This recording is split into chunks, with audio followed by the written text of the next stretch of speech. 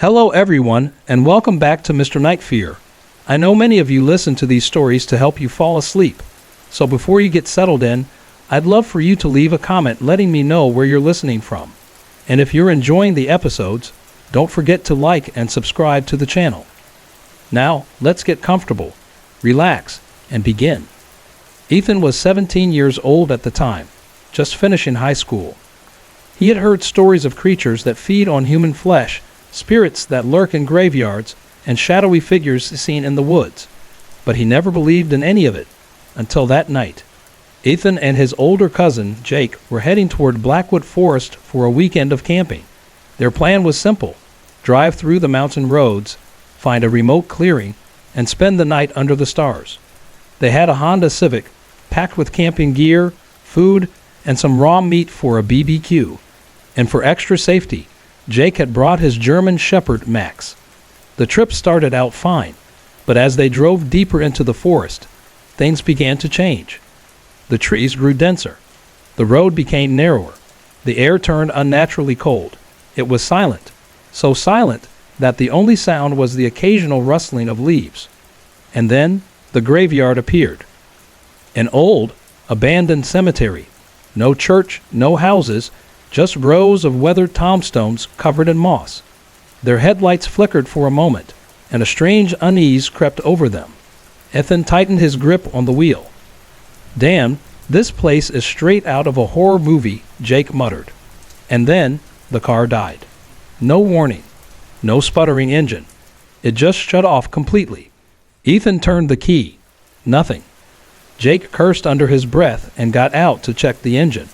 "Probably overheated," he said, but when he popped the hood, there was no smoke, no steam, nothing wrong at all. Max, the dog, started growling. A deep, guttural growl, one that Ethan had never heard before. The kind of growl a dog makes when something isn't human. That's when they heard it. A sound drifting through the trees. A low, heavy breathing. And something else, something worse. The sound of chewing. Like something was tearing apart raw meat with its teeth. The noise came from deeper in the graveyard. Jake shined his flashlight in that direction, but the beam barely cut through the darkness. "Maybe there's a bear," Ethan whispered, but they both knew no bear sounds like that. And then something moved. A shadow, large, hunched over, crawling, at the edge of the gravestones. And that's when the smell hit them. The stench of rotting flesh. Max went berserk, barking furiously at the graveyard. The hair on his back stood up as he snapped and snarled at something they couldn't see. Then, footsteps. Not human, not animal. Something between the two. Slow, dragging footsteps coming toward them. Jake grabbed Ethan's arm. "We need to go. Now." They ran back to the car. The engine wouldn't start. Ethan turned the key again and again.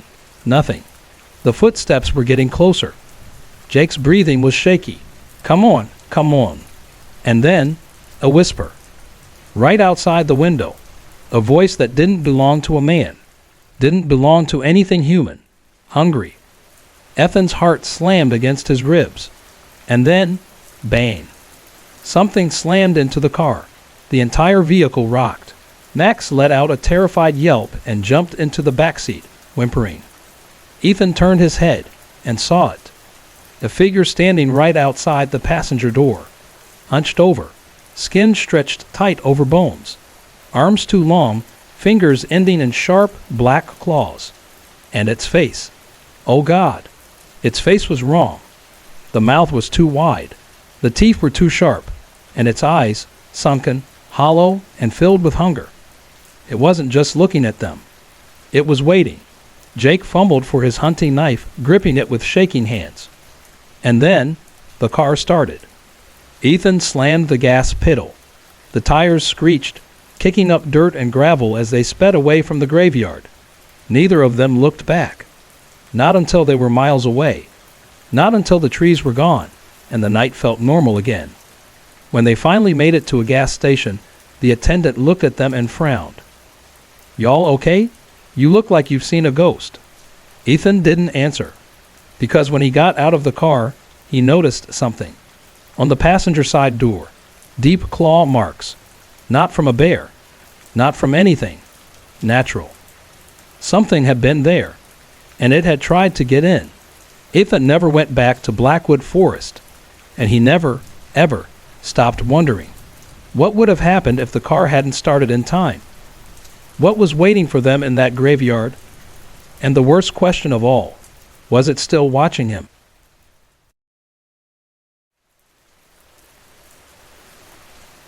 There was a strange sense of calm while working the night shift at McDonald's.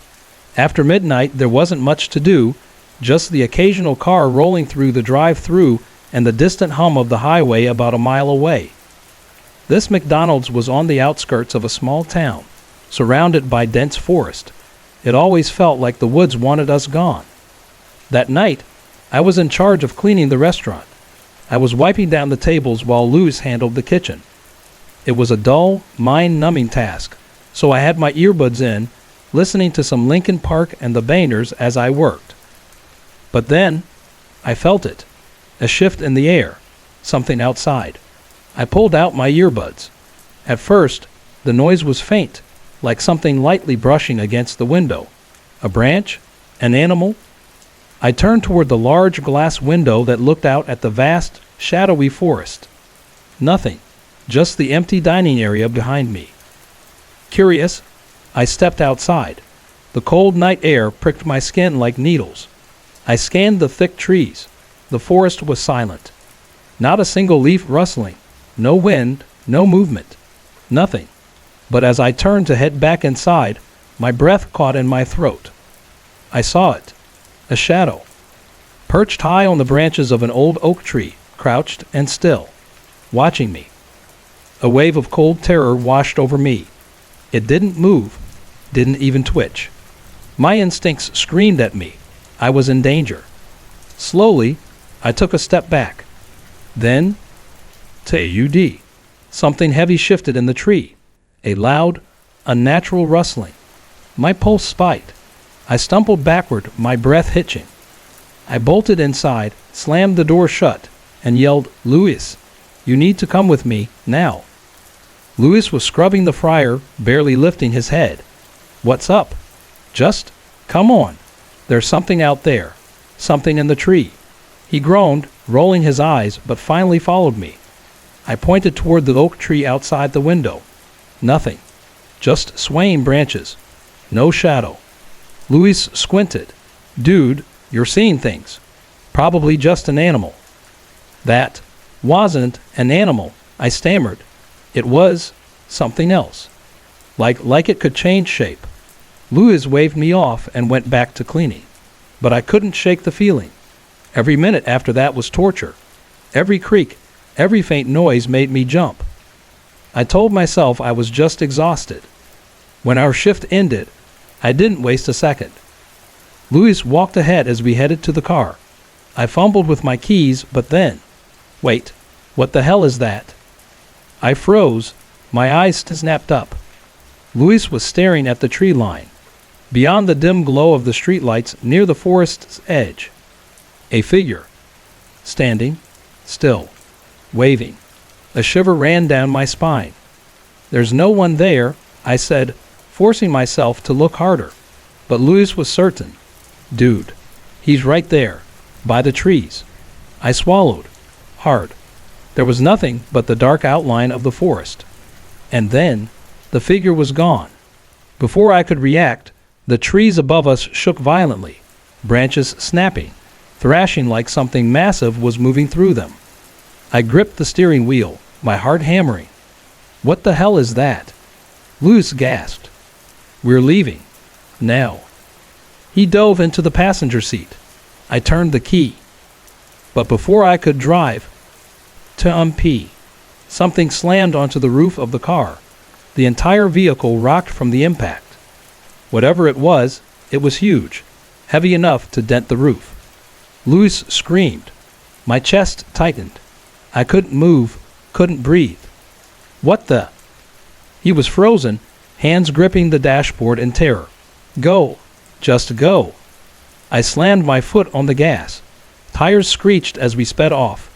Neither of us spoke the entire drive. My hands wouldn't stop shaking. The next morning, we went back to check the security footage. We didn't expect to find much. Fast forwarded through the last few hours. Nothing. No figure. No shaking trees. Just emptiness.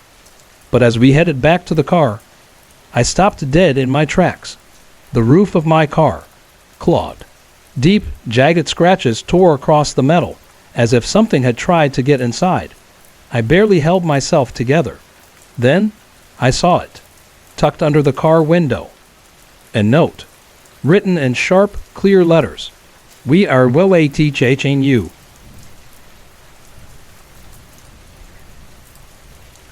I'm 34 years old, and I have an 8-year-old son, Jeffrey. For months, I had been saving up to buy him a PlayStation 5 for his birthday. Finally, last week, I ordered a bundle online. £5, FIFA 23, The Last of Us, God of War, Madden, and Fortnite. The plan was simple. Have it delivered on his birthday for the perfect surprise. That morning, it rained heavily. Dark skies, cold wind, thunder rumbling in the distance. At 8 a.m., the delivery van pulled up outside. The driver rang the doorbell. "Jeff, get the door," I called out. "There's a surprise for you." That was my biggest mistake. Jeffrey opened the door. Standing outside was a man, tall, soaking wet from the rain, holding the package. But it wasn't his wet clothes that unsettled me. It was his smile. Wide, forced, unblinking. He stared at Jeffrey. Jeff shifted uncomfortably, looking at the ground, but the man didn't move. He just kept staring. I stepped forward, signed for the package, and muttered a quick, "Thanks." But he didn't look at me. He only looked at Jeffrey. Even after I shut the door, unease crept up my spine, but I brushed it off. Until Monday. I picked Jeffrey up from school and asked how his day was. He was cheerful, rambling about lunch and recess. Then he said something that froze my blood. "Dad, a man was calling me from behind the fence today." My hands tightened on the steering wheel. "What man?" I asked. "The one who delivered my PlayStation." My heart stopped. What did he say? He'd asked where my friends were, when school ended, if I wanted to come to his house. The air felt thick, suffocating. Then he added, "I've seen him outside our house, too." What? My voice cracked. On the weekend, he stood across the street, watching. He smiled at me and waved. I felt sick. I called the school, then the delivery company, then the police. For 2 days, I didn't let Jeffrey leave my sight. Then came Wednesday night. I woke up around 2 a.m., restless, uneasy. I checked Jeffrey's room. He was asleep. I went to the kitchen for water. The rain outside had picked up again, heavy, relentless. I walked past the back window and froze. Someone was outside, standing in the pitch-black darkness. I could barely make out his shape, but I saw his hand on the door handle, turning it. Locked. Thank God. I flicked on the porch light. No one was there. Then, a black car started up at the curb. Its headlights flashed as it sped down the road. I called the police. Again. It's been 2 weeks. Nothing has happened since. But I know he's still out there. And I'm terrified, because I don't think it's over yet. Sorry to interrupt. If you're enjoying the story, let me know in the comments and tell me where you're watching from. Don't forget to like and subscribe for more.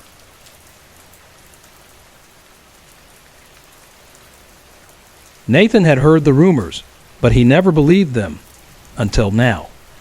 The small town of Silver Creek had always been quiet, the kind of place where everyone knew each other. But lately, something sinister lurked in the apple orchards behind Harrison's farm. Every morning, dozens of apples were found plucked from the trees, not stolen, but violently ripped off and left scattered across the ground. Old Mr. Harrison, a rugged farmer in his late 60s, was furious. "Damn kids," he muttered under his breath. But deep down, he knew something wasn't right. Desperate to put an end to it, he turned to Sheriff Carter. The sheriff, a practical man, agreed to have someone keep watch overnight. That someone was Nathan Coleman, a 42-year-old farmhand who had been working at Harrison's for years. Nathan had seen rough times, a divorce, a drinking problem, but he was trying to piece his life back together. Watching the orchard for a night seemed simple enough. That evening, Nathan carried a flashlight and a sturdy wooden bat and made his way to the abandoned farmhouse at the center of the orchard. The house had once been home to a caretaker's family, but after their mysterious disappearance years ago, it had been left to rot.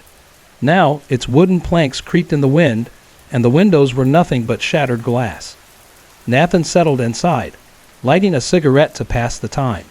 Midnight came and went. The wind howled through the trees, and the old house groaned as if protesting his presence. But nothing happened.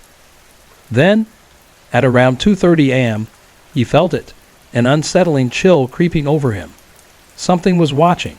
He gripped his bat and stepped outside, scanning the trees with his flashlight. The orchard was deathly silent. Then movement, near the old water pump. Nathan ducked behind a tree, his breath fogging in the cold air. There, standing in the moonlight, were 5 figures. They wore identical long white robes, barefoot despite the biting cold. Their faces were shadowed, but there was something wrong. They all looked exactly the same. Same height, same build, same expressionless stare. Nathan's blood ran cold. The figures stood motionless for a moment. Then, in unison, they turned toward a tree and began plucking apples at an unnatural speed. Their hands moved in a blur, the apples tumbling to the ground noiselessly. Nathan tightened his grip on the bat. "Hey," he called out, stepping forward. The 5 figures froze. Then, as one, they turned to face him. Nathan nearly dropped his flashlight. Their faces, they weren't human. Each one was bald, with hollow black eyes and impossibly long teeth protruding from their mouths, jagged, like a wolf's snarl. Their skin was pale and stretched tight, as if their bones would rip through at any moment. One of them moved. In the blink of an eye, it ripped the bat from Nathan's hands. Panic surged through him. He tried to run, but his legs wouldn't move. It felt like something was holding him in place, rooting him to the ground. His throat tightened, his screams dying before they could escape. The creature that had taken his bat grabbed his arm. A shock like ice surged through his veins. Then, without a word, they dragged him toward the abandoned house. Nathan struggled, but their grip was inhumanly strong. They tied him to the rotting doorframe with a rope that reeked of decay. Then the leader stepped forward and delivered a single bone-rattling slap to his face. Nathan's vision blurred. He tasted blood. A deep, guttural voice growled in his ear. "Come back here again, and we will burn you alive." Then they were gone. Nathan passed out. When he woke, it was morning. He was lying in his own bed. Sheriff Carter and old Mr. Harrison stood over him. "We found you unconscious, tied to the farmhouse," the sheriff said. "Must have been those damn thieves. Lucky they didn't kill you." Nathan said nothing. He knew the truth. Those weren't thieves. They weren't even human.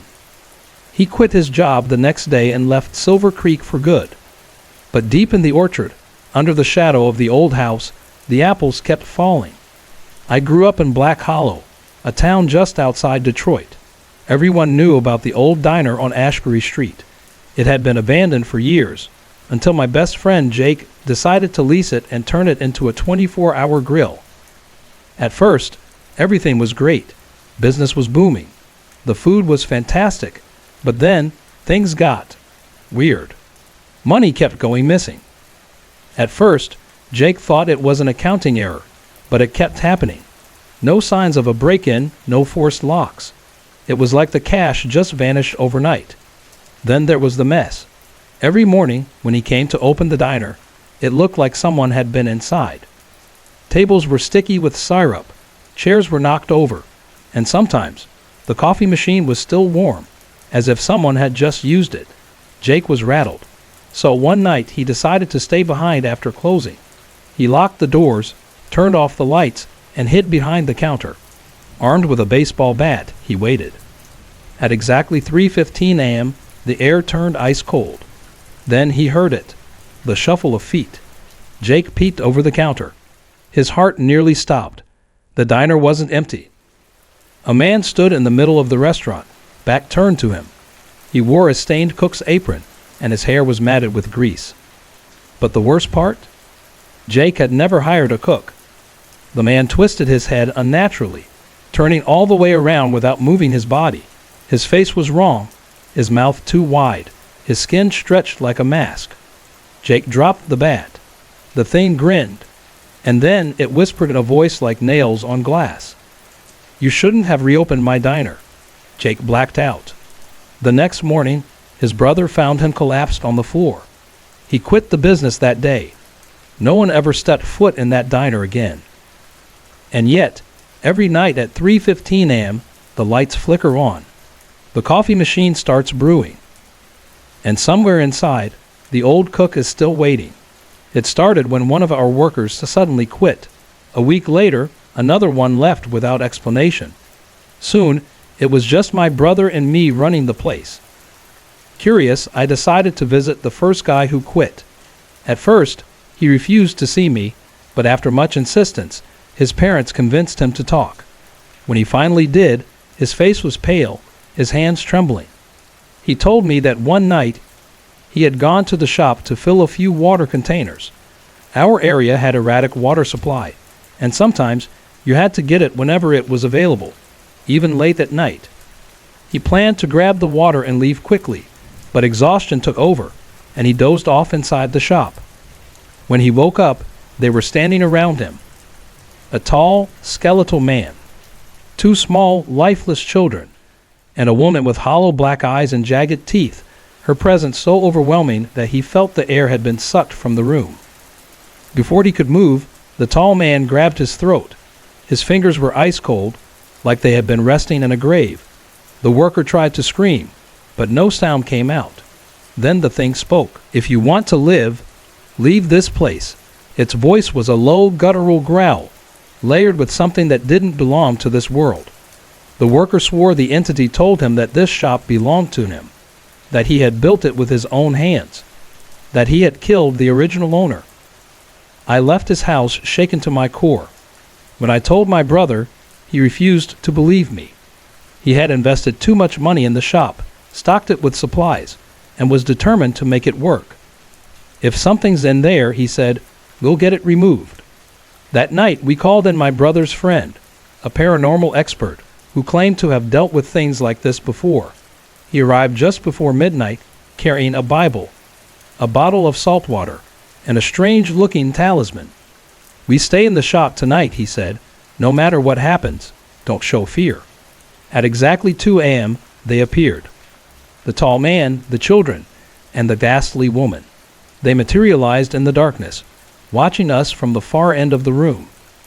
My brother and I couldn't move, frozen in sheer terror. The expert, however, remained calm.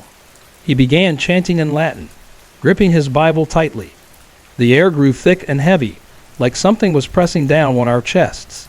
The woman let out a horrifying screech, her mouth opening unnaturally wide. The children giggled in the most unnerving way, their voices echoing from all directions at once. Then the tall man spoke. "This is mine." His voice sounded older than time, as if 1,000 souls were speaking at once. The expert threw a handful of salt toward them. The entities recoiled, their faces twisting in agony. The talisman in his hand glowed faintly, and the air in the shop suddenly felt lighter. But the fight wasn't over yet. The children charged at him, moving faster than humanly possible. The expert threw holy water, causing them to shriek and vanish into thin air. The woman lunged next, but as soon as she crossed the salt line on the floor, she collapsed into a heap of black smoke. The tall man remained unfazed. "You cannot remove me," he growled. "I own this place.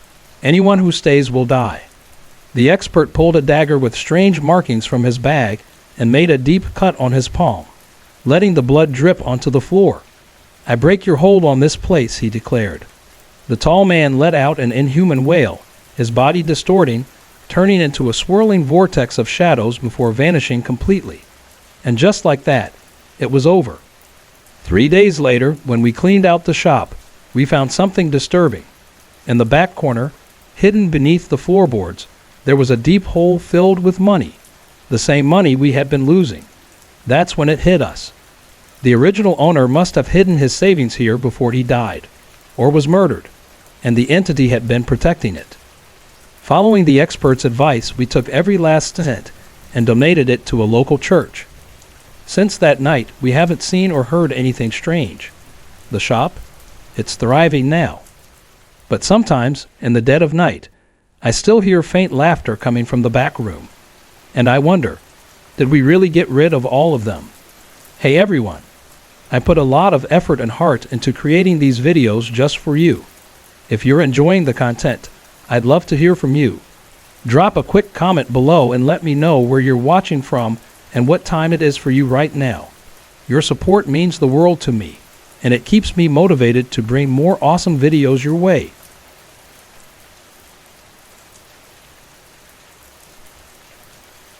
The cold wind howled through the dense pine trees as we rode deeper into the wilderness.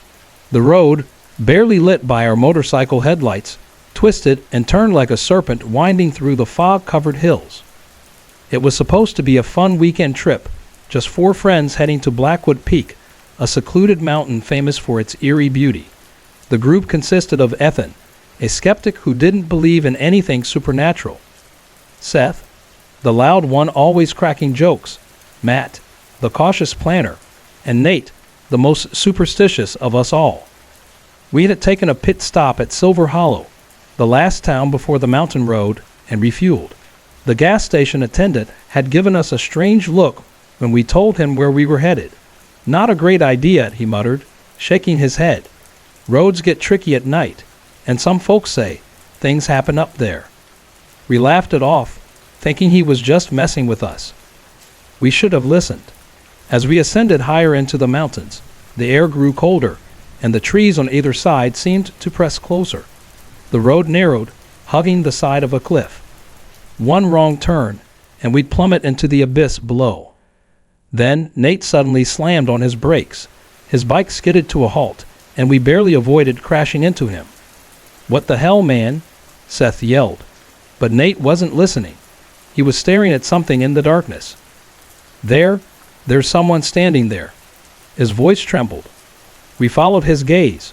For a moment, all we saw was fog and shadows. Then, something moved. A figure stepped out from the trees, tall, thin, unnaturally still. Its eyes gleamed red in the darkness, reflecting our headlights like an animal caught in the night. But this was no animal. "What the asterisk is that?"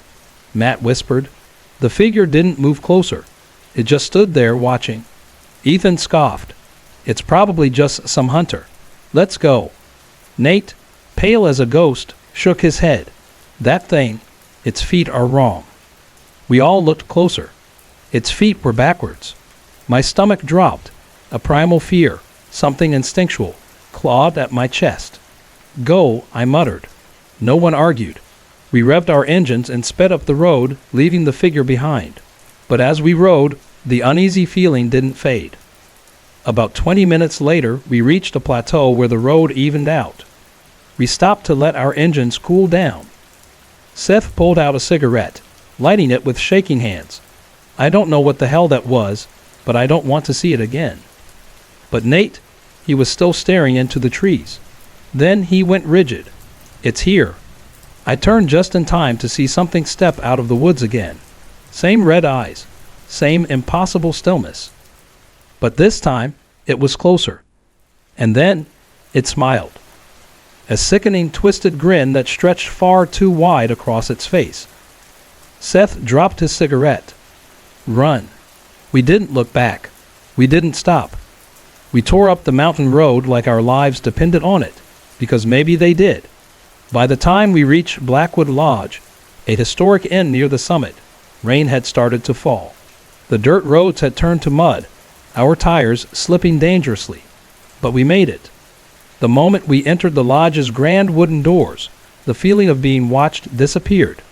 Whatever that thing was, it had stayed outside. The woman at the front desk looked at us strangely as we checked in. "You boys all right?" "Yeah, just tired," Matt lied. She gave us our room keys and mentioned one rule: don't open the windows after midnight. We laughed nervously, assuming it was just some superstition. But at 2 a.m., Nate found out it wasn't. The rain was coming down in sheets, wind rattling the old windows. Seth and I had already fallen asleep, but Nate and Matt were still awake, scrolling through their phones. Then, a shadow passed the window. Nate froze. He nudged Matt. "Did you see that?" Matt looked up. Outside the rain-splattered glass, two glowing red eyes stared back at them. The same grinning figure from the road. A cold dread settled in their bones. And then, a knock at the door. Knock, knock, knock. It was slow, deliberate. They held their breath. The knocking grew louder. Matt reached for his phone, waked the others. But before he could move, boom. The door shuddered violently, as if something was trying to break in. Nate stumbled back, gasping. It followed us. The knocking stopped. Silence. For a moment, it was as if nothing had ever happened. Then, scratching at the window, Nate dared to look. The thing was still there, smiling. And then it whispered something against the glass. 2 words. "Let me in." We didn't sleep that night. By morning, the figure was gone, but the feeling of being watched never left. We left Blackwood Lodge at first light, never looking back. But sometimes at night, I swear I still hear it. The slow, deliberate knocking.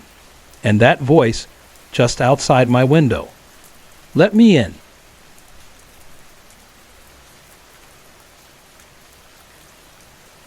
It was supposed to be a simple road trip. James and I had planned it for weeks. A drive through the remote backroads of Oregon, past dense forests, misty hills, and abandoned places that most people avoided. We packed everything. Camping gear, food, and even my old dog, Max, for company.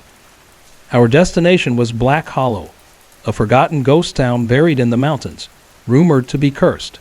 A perfect place for a couple of thrill-seekers like us. The trip started off fine. We stopped in small towns, refueled, and enjoyed the cool October air. But as night fell, the road ahead seemed darker, the trees pressing in closer, as if whispering amongst themselves. Then it happened. The car stuttered violently before dying right in the middle of an old, overgrown cemetery. "Damn it," James muttered, stepping out to check under the hood. I stayed inside, gripping the steering wheel. The moment the engine died, something shifted in the air. The silence became heavier, suffocating, and Max, usually calm, began growling lowly at something in the darkness. I followed his gaze. Beyond the crumbling gravestones, behind an old, leaning oak tree, something moved. A figure, hunched, grotesque, was digging into a grave with inhuman speed. Then I saw it. A ghoul. It wasn't human.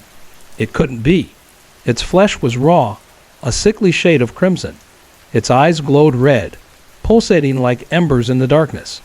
Its teeth were jagged and long, dripping with something dark, something rotten. And it was feeding. The creature tore into a half-decayed corpse, gnawing on its flesh like a wild animal. The crunching of bones echoed in the silence, mixing with the low, guttural growl it emitted between bites. I couldn't breathe. I couldn't move. Max whimpered but stayed by my side. The thing hadn't noticed us. Yet. I slowly, carefully stepped backward toward the car. One misstep, one sound, and I knew it would turn on us. Then it stopped eating. It froze mid-bite, its grotesque face twitching as if sniffing the air. It knew. I turned and sprinted. I didn't care about being quiet anymore. Survival mode kicked in. "James." I shouted, but the moment I reached the car, I stopped. James was gone.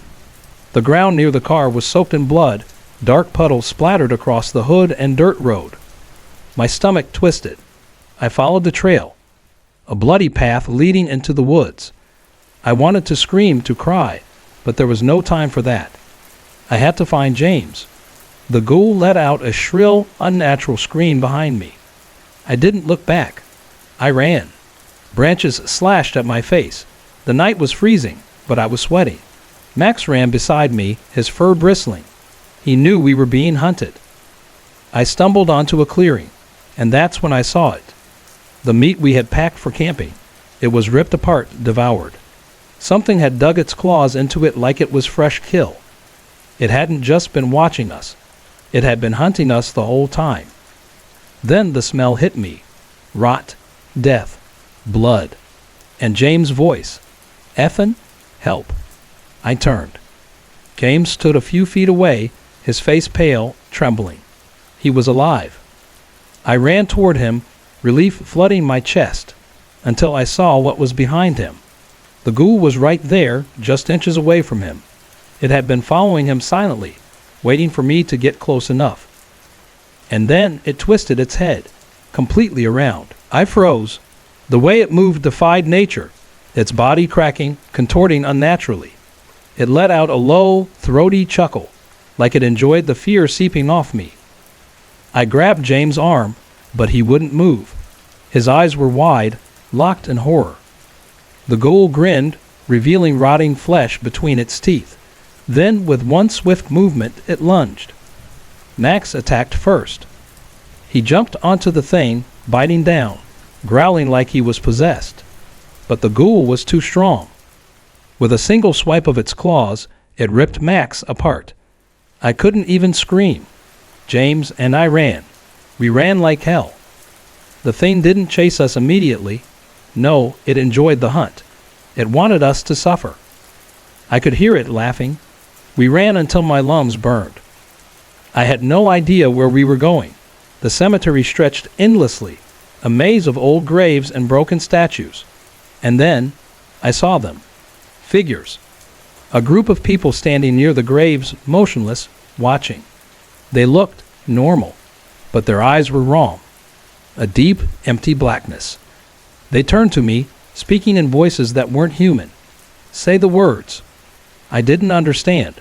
The ghoul's screech echoed in the night. It was coming. "Say the words," the figures demanded again. Then I understood. I lifted my face to the dark sky and screamed, "Our Father, who art in heaven." The moment the prayer left my lips, the ghoul let out a piercing, inhuman shriek. The shadows trembled. The figures around me began to chant, their voices melting into the wind. And then the sun rose. I blinked. The cemetery was gone. The graves were intact. The blood, the creature, the figures, all vanished. James stood beside me, dazed, confused. And Max. Max was alive, panting, wagging his tail like nothing had happened. My phone buzzed. James was calling me. I slowly answered, but James was standing right next to me. "Ethan, where the hell are you?" His voice came from the speaker. "I've been waiting in the car for over an hour." I turned. The car was back on the road. The hood was closed. The engine hummed. James, the real James, was inside waiting. I looked back at the cemetery. It was just a normal, empty graveyard now. Had any of it been real, or had the ghoul simply played with us, twisting reality itself? I didn't wait to find out. I grabbed Max, ran to the car, and drove as fast as possible away from that cursed place. We never spoke of it again. But sometimes, in my dreams, I still see those red eyes watching me.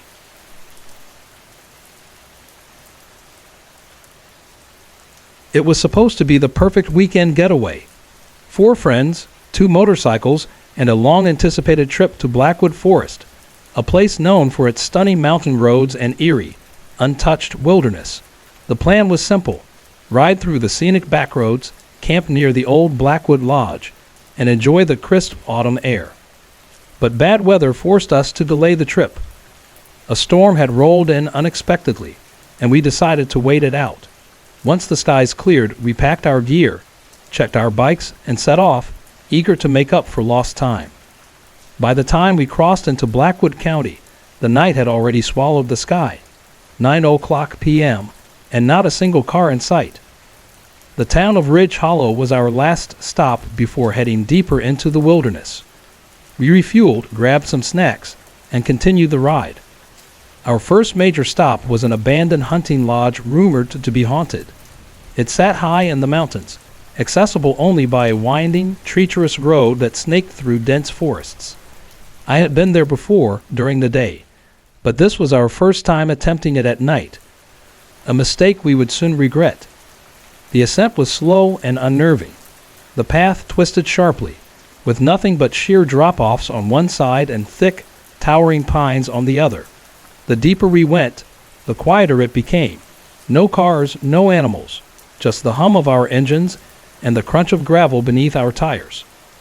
About 20 minutes in, I realized something unsettling. Not a single vehicle had passed us. The road felt forgotten, untouched, as if it had been abandoned for years. Then, my friend Jake, riding behind me, shouted over the wind, "Dudes, slow down. We should stick together." I nodded, easing off the throttle. I pulled over to wait for the other two, but they never showed up. 10 minutes passed. The silence was suffocating. My heart pounded as I glanced at the twisted trees around us. Something about this place felt wrong, like we weren't alone. "Let's go back," Jake muttered. He was visibly shaken, gripping his handlebars too tightly. I revved the engine and turned back down the path. We retraced our route, headlights cutting through the darkness. The road, once familiar, now felt endless, warped, as if we had entered a place that refused to let us leave. After another 20 minutes, we found our friends, Lucas and Eric, sitting beside their stalled bike. "Why the hell didn't you guys keep going?" I asked, irritation masking my concern. Lucas stood up, face pale. "The bike just stopped. No warning. Won't turn over." I checked it. Everything seemed fine. The gas, the battery, even the spark plug. Nothing was out of place. But the engine was burning hot, far hotter than it should have been for just a short climb. "We'll wait for it to cool down," I said, trying to stay rational. "Engines overheat, especially on inclines. Give it a few minutes." Then, Eric, who had been oddly quiet, suddenly stiffened. "Something's out there." We followed his gaze toward the thick underbrush beside the road. The leaves rustled unnaturally, as if something was moving through them, watching us. "Probably a deer," I said, though my voice didn't sound convincing. Eric took a hesitant step toward the bushes. "No, it's not."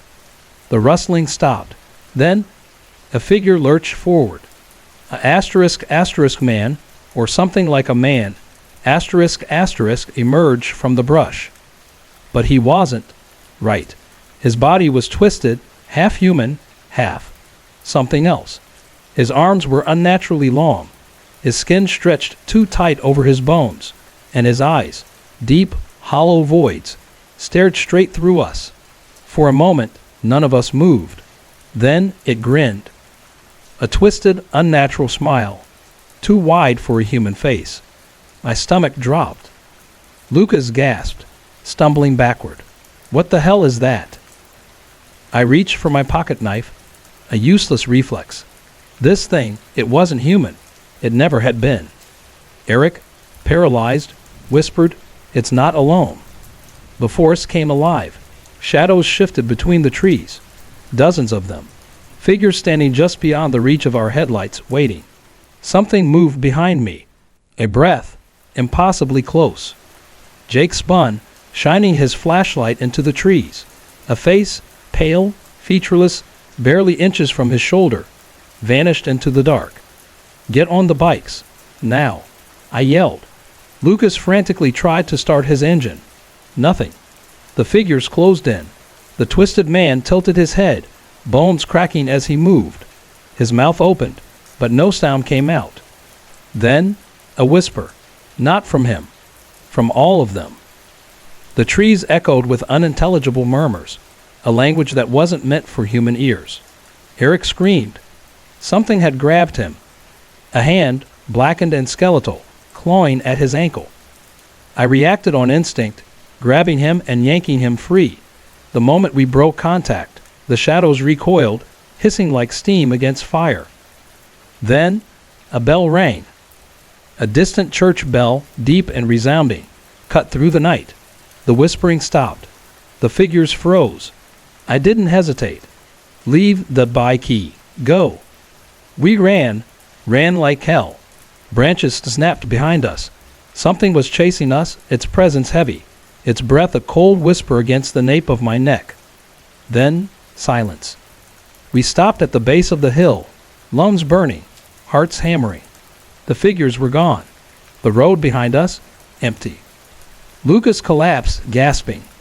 What the hell was that? I didn't answer. We never went back, never spoke of what we saw. But sometimes, on cold, quiet nights, I still hear the whispering. Tonight, I have a chilling story to share, a true account from Puerto Rico about a century-old house and the lingering spirits that made their presence known. The house was old, over 100 years, they said. It looked its age too, despite some repairs and a coat of fresh paint trying to mask the wear. Like many wooden houses here, termites had done their damage, but that wasn't the only thing hiding behind the walls. It all began during a rough time for my family. One morning, after an argument with my husband, I decided to leave the house to cool off and run some errands. Our kids were with their father, so my husband was alone. I remember being so angry, I silently wished that whatever haunted the house would give him a scare. I regretted it the moment I came back. He told me that while he was eating the breakfast I had left for him in the dining room, he heard loud crashes from the kitchen, like pots being thrown to the ground. He rushed in, but everything was in place. Nothing was out of order. The commotion had been loud enough to rattle him, though. He said, I told it to leave, whatever it was. I said it had no business here, and it needed to be gone. But it didn't leave. We also had a neighbor, an odd man who seemed to have his own battles. At night, we hear him yelling and cursing, almost as if he were arguing with someone, or something, in his house. It was strange, and honestly, it made me uneasy, but I couldn't shake the feeling that our house had something to do with his outbursts. One day, we were getting ready to leave for some shopping, and surprise, we were arguing again. I had forgotten something and went back inside to grab it. As I stepped through the door, I caught movement from the corner of my eye in the living room. I turned, and there she was, a woman, angry and yelling. Her voice sounded distant, yet her words were sharp and clear. Todos los hombres son unos idiotas. No vale la pena. Men are idiots. They're not worth it. She disappeared as suddenly as she appeared. I bolted out of the house, shaken. I didn't know who or what she was, but I began to suspect she was the reason my husband hated being in the house. His reaction stunned me. Tears welled up in his eyes as he told me about his wife and granddaughter. The woman I saw was his late wife, who had passed away from AIDS. She was loud and outspoken, just like the figure I had encountered. The little girl was her granddaughter, who had died of an illness. He explained that they had lived nearby, but not in this house. Their spirits, he believed, were connected to him. At least now I had some answers. But not all.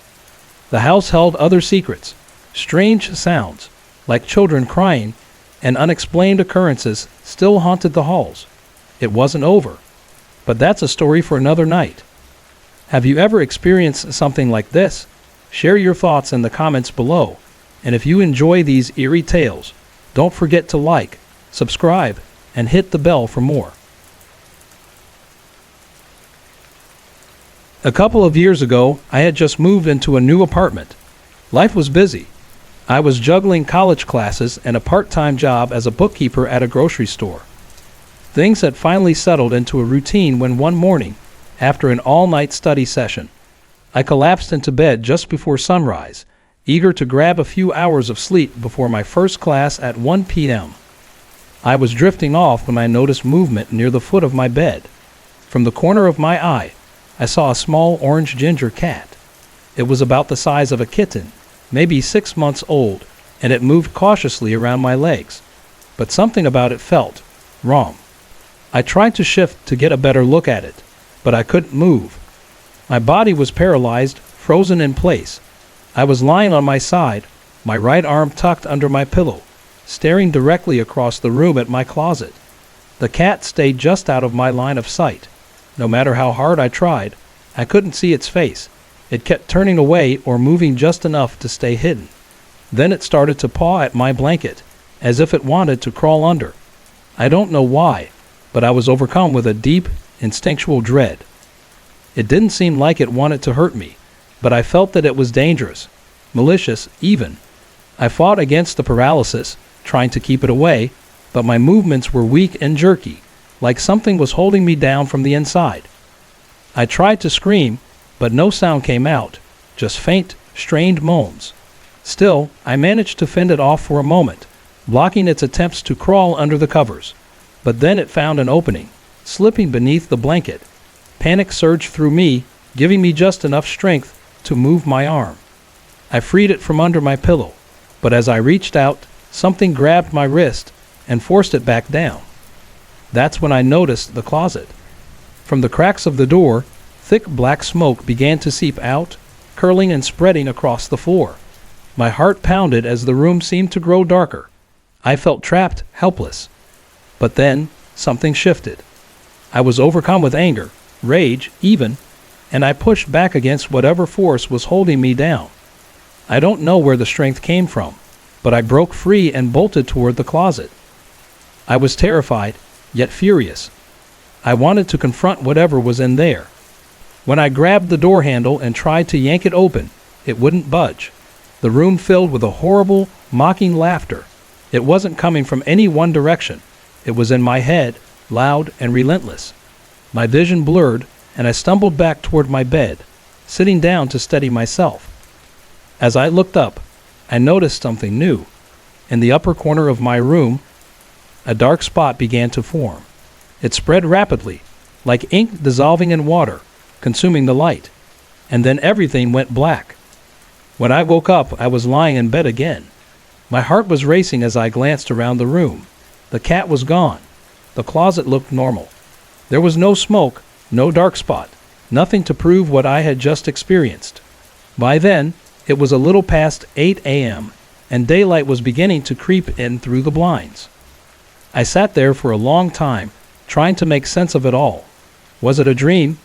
A hallucination? It had felt so real, too real. But with no evidence and no explanation, I tried to shake it off as a vivid nightmare. Eventually, I convinced myself to lie back down, though I didn't dare close my eyes right away. I stared at the ceiling, my mind racing, my body tense. Slowly, the fear began to fade, replaced by exhaustion. Just as I started to relax, I saw it again. From the corner of my eye, the orange ginger cat appeared, walking along the side of my bed. Before I could react, I felt its tail brush against my chin. I shot upright, standing on the bed in a full panic, but the cat was gone. To this day, I don't know what happened. Was it real, a dream, or something in between? All I know is that the sensation of that cat's tail against my skin is something I'll never forget.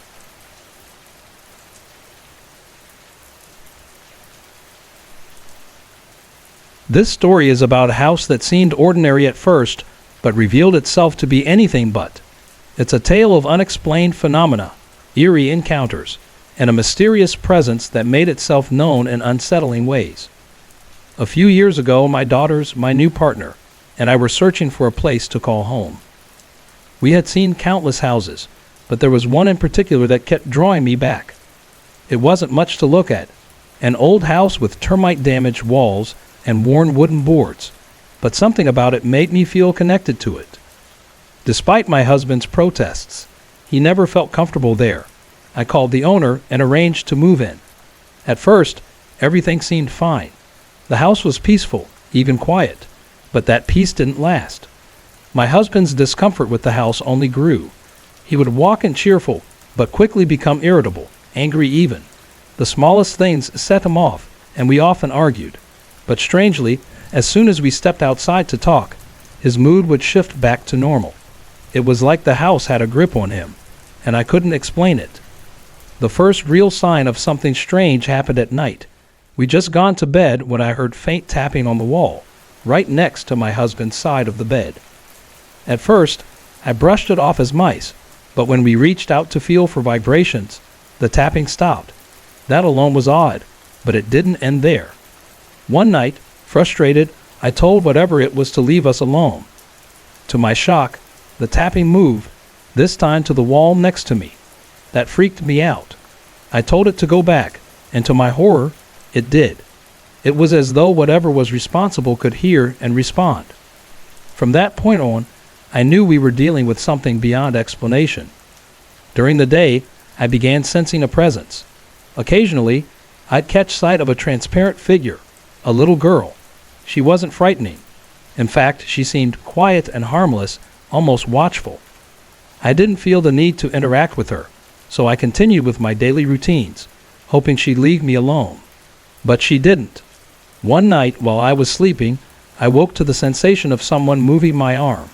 Groggily, I opened my eyes and saw her standing there, pointing toward my daughter's room. Alarmed, I got up to check on her and discovered that my daughter, who is diabetic, wasn't feeling well. We rushed to the hospital, and thankfully, she was okay. This happened 2 more times. Each time, the girl would wake me and silently guide me to my daughter's room, and each time, I'd find her in need of urgent medical attention. It was as if the entity was trying to help, protecting her in its own way. But her presence wasn't always so reassuring. One night, I woke up and saw her standing on my husband's side of the bed, just staring at him. She glowed faintly in the darkness, her features almost too clear to be real. I woke him, hoping he could see her too, but he couldn't. He told me I was the only one who seemed to witness these things, as though I had some kind of gift. Other strange things started happening. One evening, after we returned home, my youngest daughter passed by the office room, and the touch lamp turned on by itself. She was frightened, but I reassured her it was just a quirk of the lamp. Maybe the heat had triggered it, but deep down I wasn't so sure. Then one day my daughter saw the girl. She had never experienced anything like this before, but as she passed by the office, she caught sight of the figure. When she turned back to look, the girl was gone. Finally, my husband had his own encounter. We were resting in our bedroom when he noticed the curtain on our walk-in closet shift. A head poked out from behind it, a child's head. I saw it too, but stayed quiet, thinking he wouldn't believe me. To my surprise, he turned to me and asked, "How did Thalia get in here?" She was in the living room, and I closed the door. I hesitated before explaining, "That wasn't Thalia. That was the little girl." He froze, his face pale with shock. For the first time, he believed me. There were more strange occurrences in that house, too many to recount in one sitting. But for now, I'll leave you with this.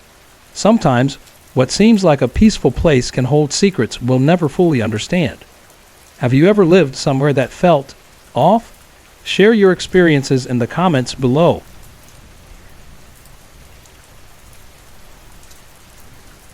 This story is an unusual one, about grief, unresolved emotions, and a ghost that seemed to linger in the most unexpected way. It starts with my ex-husband, a man who, in the later years of his life, became consumed by anger and bitterness. Despite our divorce and years apart, he never fully let me go. He saw me as his wife, his property, even though I had moved on with my life. He alternated between trying to destroy me emotionally and trying to bring me back into his world. It was a turbulent relationship even after we were no longer together, but I tried my best to keep the peace for the sake of our kids. When he passed away at just 47 years old, it was sudden but not entirely unexpected. He'd signed himself out of the hospital against medical advice, insisting he was fine despite severe chest pains.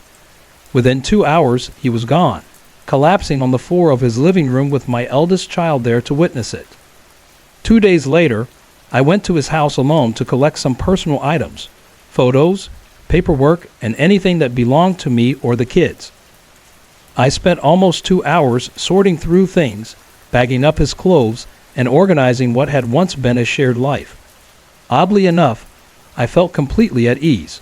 Alone in the house where he had died, I didn't feel scared or uneasy. In fact, I felt safe.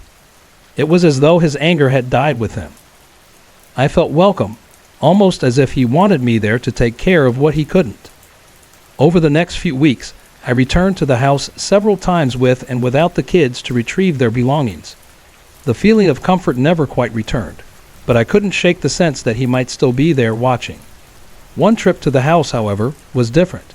My current husband accompanied me to pick up a lawnmower. From the moment we arrived, an uneasiness settled over me. My ex had hated my husband with a passion, and I couldn't help but feel that tension lingering in the air. As we walked through the house, the discomfort grew stronger. I wanted nothing more than to leave, but I stayed quiet, not wanting to seem irrational. Then strange things started happening. It began with the sensation of objects falling on me, imaginary things tumbling from the tops of cupboards and the refrigerator. I ducked and flinched, though nothing was actually there. Then, I began to see black dots out of the corner of my eye. They hovered just at the edge of my peripheral vision, like fruit flies or gnats, but when I turned to swat them away, there was nothing. The experience became overwhelming. I pushed my husband out the door and left as quickly as possible, vowing never to bring him back to that house again. For a while, the strange occurrences stopped. But one day, long after the house had been abandoned and left to the bank, I saw the black dots again. This time, it wasn't at his house. It was in my own. I somehow knew he had followed us home. Not long after, I drove by the old house and saw a for sale sign in the yard and a dumpster full of his belongings. The bank had cleared out what was left. It was as if, with the house being emptied, his spirit had chosen to move on, or move in with me. The black dots began appearing regularly, always on my right side, but they never bothered me. They felt more like a presence than a pest. I finally worked up the courage to tell my husband, who, surprisingly, took it in stride. We even joked about my ex moving in and blamed him whenever something went missing. One night, though, the experience became physical.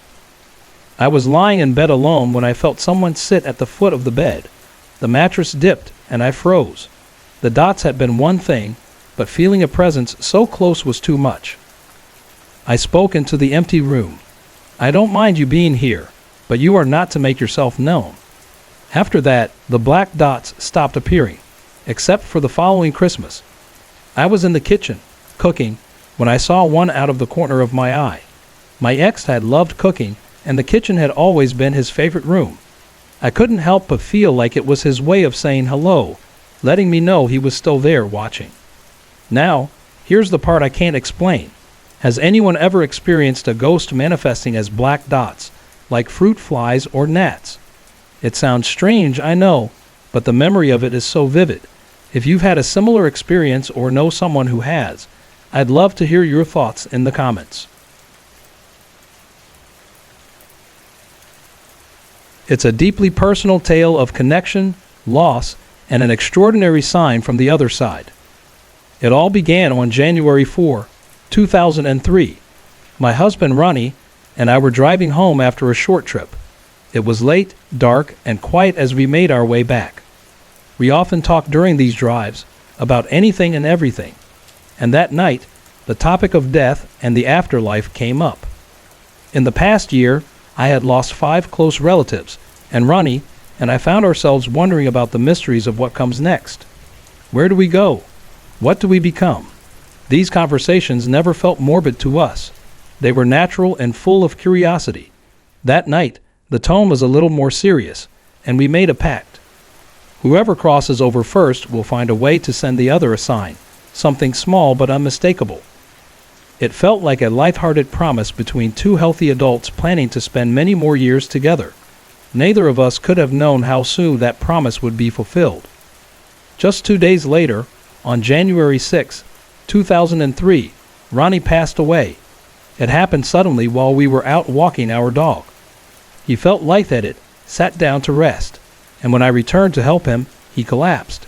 Despite my efforts to get him to the hospital, he slipped away peacefully in the car, thanking the kind strangers who had helped him. He was only 47. Apologies for the interruption. If you're enjoying the video, please let me know in the comments from where you are watching. Don't forget to like and subscribe for more. In the days that followed, I was consumed by grief. Ronnie and I had been married nearly 40 years, and I couldn't imagine life without him. The emptiness was overwhelming. But then, 5 days later, something happened that changed everything. That Saturday morning, the day of his memorial service, our family gathered at my home. My brother John, who was preparing to deliver the eulogy, and I sat in the kitchen reminiscing about Ronnie's life and the joy he had brought to all of us. The house was heavy with sorrow as we talked. And then we heard it. The sound of something falling to the floor broke the silence in the living room. My niece called out, "Aunt Olivia, a spoon fell." Now let me explain why this was significant. Ronnie and I had spent decades traveling together, collecting souvenir spoons from every place we visited. It started on a trip to Denver in 1974 when my mother-in-law gave me a spoon rack to commemorate our adventures. Over the years, our collection grew to include hundreds of spoons, displayed proudly on racks in our living room. In all the years those racks hung on the wall, a spoon had never fallen. Most were secure, needing to be turned at just the right angle to come loose. But that morning, one spoon had fallen, a spoon from Tombstone, Arizona, a place Ronnie and I had visited together long ago. As I picked it up, I felt a wave of emotion wash over me. Without words, Ronnie was speaking to me. "Anne, I've crossed over. The tombstone of my life has been set. But I'm still with you. We will travel together in spirit." The chills on my arms turned into a warmth that filled my chest. I looked back at the rack, and that's when my sister-in-law pointed out something else. "Look," she said, "the spoon next to it is moving." It was swinging back and forth, catching my eye. When I climbed up to see what it was, I froze. It was an Australia spoon. But that didn't make sense. We had never been to Australia. It had been our dream trip, planned for our 40th anniversary. We were supposed to leave just days before Ronnie passed. Yet here it was, as if Ronnie had placed it there himself. I don't know how that spoon found its way into our collection, and honestly, it doesn't matter. What mattered was the message, the undeniable sign that Ronnie was still with me. In that moment, I felt an incredible sense of peace, as though Ronnie was telling me, "You are not alone. I'll always be here." That peace carried me through the memorial service and the difficult days that followed. And over the years, Ronnie has found other ways to remind me of his presence, though none as poignant as that falling spoon. To this day, I treasure that moment as a reminder that love transcends even death, and that those we lose may not be as far away as we think. Have you ever received a sign from a loved one who has crossed over? I'd love to hear your stories in the comments.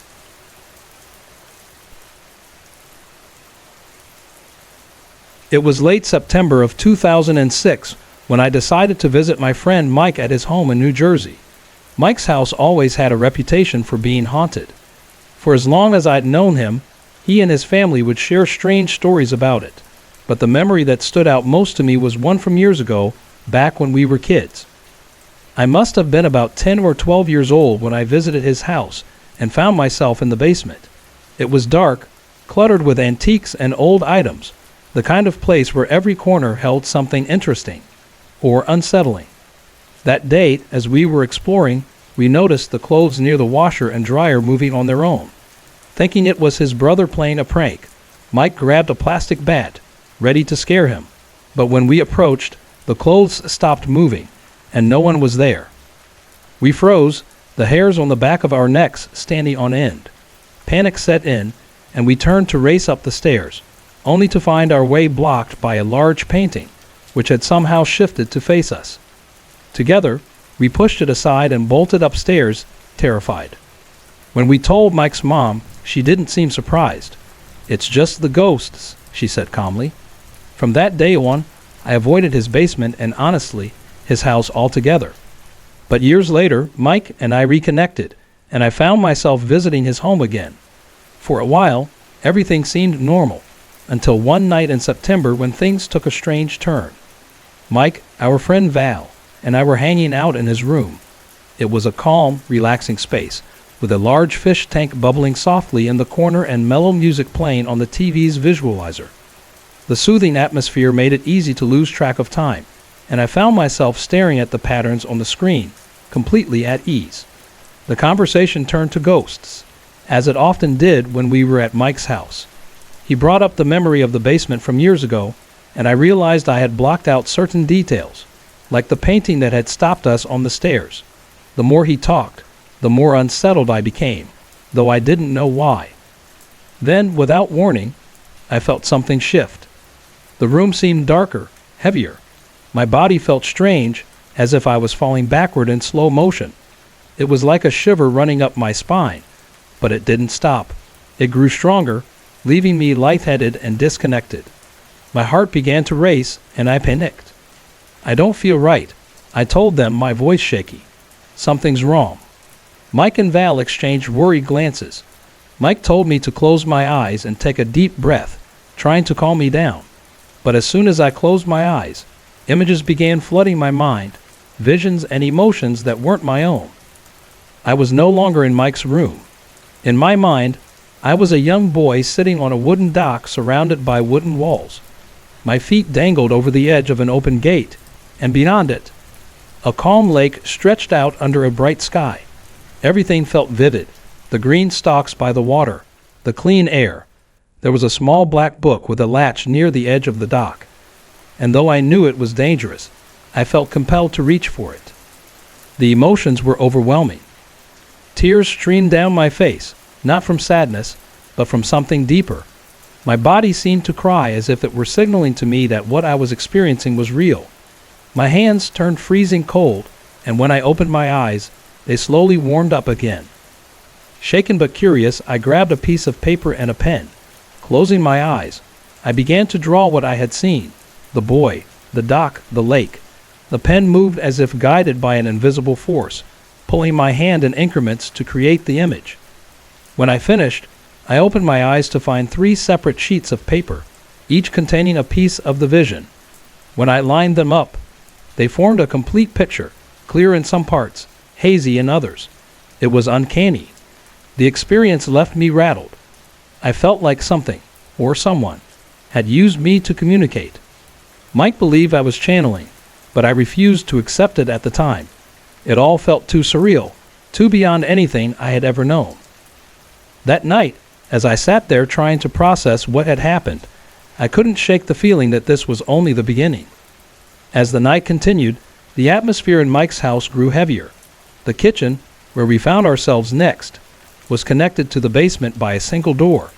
To get there, we passed through the dining room and a hallway leading past the bathroom and his mother's room. That room held an unsettling history. It had once belonged to Mike's step-grandfather, who had been bedridden and passed away there. I knew, deep down, that he was one of the spirits lingering in the house.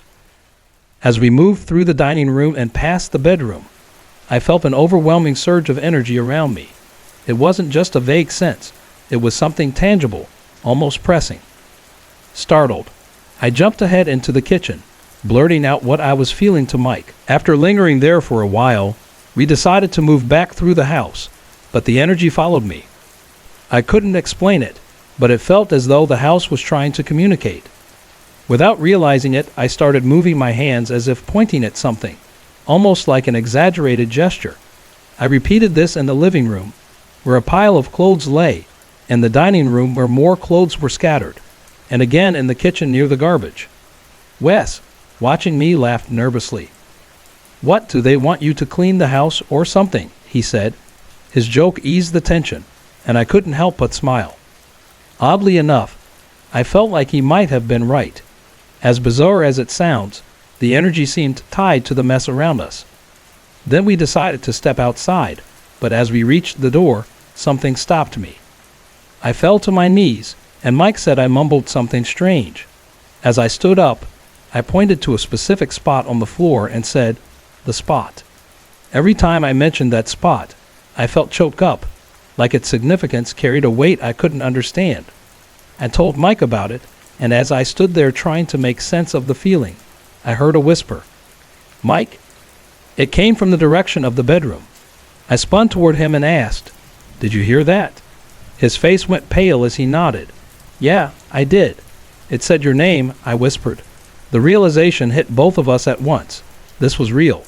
We had both heard the same voice, and there was no way to explain it away.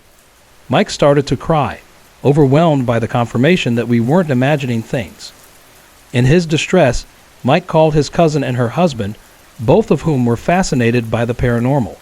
They arrived quickly, eager to witness whatever was happening. Meanwhile, I couldn't stop pointing at that spot, the energy around it pulling at me like a magnet. Eventually, Mike asked if I would enter his mother's room, the room where his step-grandfather had passed. Hesitant but curious, I agreed. The moment Wes and I approached the door, we both jumped back, hit by an intense wave of energy. My heart raced as I told them, "There's something huge here." After collecting myself, I stepped inside, drawn to the dresser. My hand moved on its own across its surface, searching for something. I didn't know what, but the sensation was undeniable. Then suddenly, I was overcome by an emotion that wasn't mine. Val's grandfather, who had passed, seemed to take over again. Tears streamed down my face as I turned to Val and hugged her tightly, feeling his presence within me. After leaving the room, I returned to the spot. I couldn't shake its pull and began to follow the energy around it. My search led me to a grandfather clock nearby. Opening it, I found a small piece of torn paper inside. It seemed to say something about Dad, but I couldn't tell if it was important or merely a coincidence. Still, the spot's significance lingered, and Mike suggested it might be tied to something in the basement. The idea sent a chill down my spine. I didn't want to go down there, but Mike was insistent, worried about his home and what the energy might mean. Reluctantly, I agreed. We had Val and her cousin mark the spot upstairs, so we could locate it directly beneath in the basement. Flashlights in hand, Mike, Wes, and I descended into the dimly lit, shadow-filled space. The air was thick, and the room Mike led us to was once his grandfather's tool room. Inside, the walls were lined with rusted tools, and darkness loomed on either side. As we ventured further in, I felt my chest tighten. I couldn't breathe. My breath came in slow, audible gasps, and Mike said I sounded like someone on their deathbed. He thought I might be channeling his grandfather's final moments. Suddenly, I pointed toward a wooden rack above us, where fishing poles and wires hung. My hand moved without my control, directing attention to a specific wire. Mike asked what it was, and that's when I heard it. A voice, faint but sharp, crept up from the darkness behind me. "It's a phone wire," it said with a hint of attitude. I froze in terror. Mike later told me that my eyes looked strange, almost menacing, and that I gave him a look that made him fear for his safety. Overwhelmed, I let out a scream and dashed for the stairs. When I looked back, the others were scrambling to follow, and we all ran upstairs in a panic. Later, as we gathered on the porch, trying to calm ourselves, I felt a sudden warmth. I sensed my grandmother and grandfather's presence, though I didn't share this with anyone until the next day. It was as though they were watching over me, reassuring me in the midst of the chaos. Saw an eye staring back at me, sorry to interrupt. If you're enjoying the story, let me know in the comments and tell me where you're watching from. Don't forget to like and subscribe for more. Tonight's story takes us to a haunted apartment in New York, where strange encounters and eerie forces shaped my childhood and left a lasting impression on my life. As a child, I lived in an old apartment building in New York. It wasn't a place most people would find spooky at first glance, but at night, when everyone else was asleep, I would see them, gray, shadowy figures drifting through my room, passing through the door, and heading toward the living room. Back then, I thought it was normal. They didn't scare me, and nothing bad ever happened to me because of them. But looking back now, I know they were far from normal. Things became stranger as I got older and more aware of the forces around me. One odd incident involved a small brown hair roller that belonged to my mom. Whenever I put my finger inside it, the plastic threads would move, tickling my finger as if alive. It happened every time I touched that roller, and only that one, no others. When I asked my mom about it, she mentioned that someone had given it to her, but didn't explain further. Another time, I was lying on my mom's bed when something compelled me to touch a small indented mark on the headboard. I felt an overwhelming urge to move it to the other side. To my surprise, when I touched the mark, it actually shifted. When my mom walked into the room, she yelled, "Why are you ruining the furniture?" I looked at the headboard, and she was right. The mark was now on the opposite side. Shocked, I tried to move it back, but it wouldn't budge. To this day, I can't explain what happened. One of the strangest encounters happened while I was walking with my parents and sisters. Ahead of us was another family with a black dog on a leash. As I looked closer, I noticed something impossible. The dog's face wasn't that of an animal. It was the face of a woman. She had pale skin, red hair, and a mature expression. The dog turned its head to look at me, and I froze. My parents didn't seem to notice, but I couldn't take my eyes off it. Who was this woman? Why did she have a dog's body? At the time, I was too young to make sense of it, but as I grew older, I began to connect the dots between that encounter and other strange events. We later moved to another apartment in Coney Island, but the strange occurrences followed us. One day, while my dad was installing a light bulb in the hallway, I felt an intense pull toward the old-fashioned keyhole in the door. Unable to resist, I peered through and saw an eye staring back at me. I immediately recognized who it belonged to, a woman who lived in the building next door. She wasn't supposed to be there, and I couldn't understand why she would be looking through our keyhole. I didn't tell my dad, but deep down, I knew there was something off about her. Another time, I was homesick from school. My mom had left to drop my sisters off, leaving me alone. While I rested, I heard the unmistakable sound of our typewriter coming from the small office room. I assumed my dad was home, typing away as usual. When my mom returned, I mentioned that Dad was working in the office. She looked confused and said, "He's not home. He left with me this morning." I froze. Determined to find out what was happening, I went to the office. The typewriter sat silently on the desk, but the sound of typing still echoed in the room. I followed the noise to the closet. Inside, the typewriter sat on the top shelf, completely still. There's a house in my hometown where I used to live, and later, one of my best friends lived there too. Both of us experienced strange things in that house, sometimes at the same time, but often separately. When I lived there, I saw a few things that I couldn't explain. Years later, when my friend moved in, he encountered his own terrifying events. The first thing I remember happened one morning while I was getting ready for school. I was heading downstairs, carrying a sheet because the house was always cold, no matter the season. Suddenly, I had this strange feeling like someone, or something, was behind me. I turned around, and there it was, a dog. But it wasn't just any dog, it was transparent, like a ghost. And the worst part? It didn't have a head. I froze in place, unable to process what I was seeing, and then it was gone, just like that. Another time, I went down to the basement, where we kept our pool table at the time. I turned on the light and started down the stairs, but halfway down, I felt something grab my leg. It came from behind the steps, and the grip was strong enough to make me stumble. Terrified, I bolted the rest of the way down the stairs, but just as I reached the bottom, the light went out. The basement was pitch black. I didn't think. I just ran for the side door and didn't stop until I was outside. After that night, we moved the pool table upstairs. I never set foot in that basement again if I could help it. There was one more thing about that house that always bothered me. In my parents' room, there was this small wooden box. It looked like it was meant for storage, but no matter how hard I tried, I could never get it open. I don't know why, but something about that box always felt off.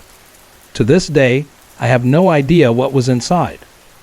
Years after my family moved out, my best friend moved into that house with his family. I had almost forgotten about the strange things I had experienced there until he started telling me about what was happening to them. One of the first things he mentioned was seeing a red ball. On certain nights, it would bounce down the stairs and then bounce back up again. It happened so often that he got used to it, though it never stopped being unsettling. But then he told me about the little girl. He said she would appear in his room, crying, holding a doll with a broken head. He guessed that's why she was upset. But before he could process what was happening, a man would follow her into the room. He was holding an axe.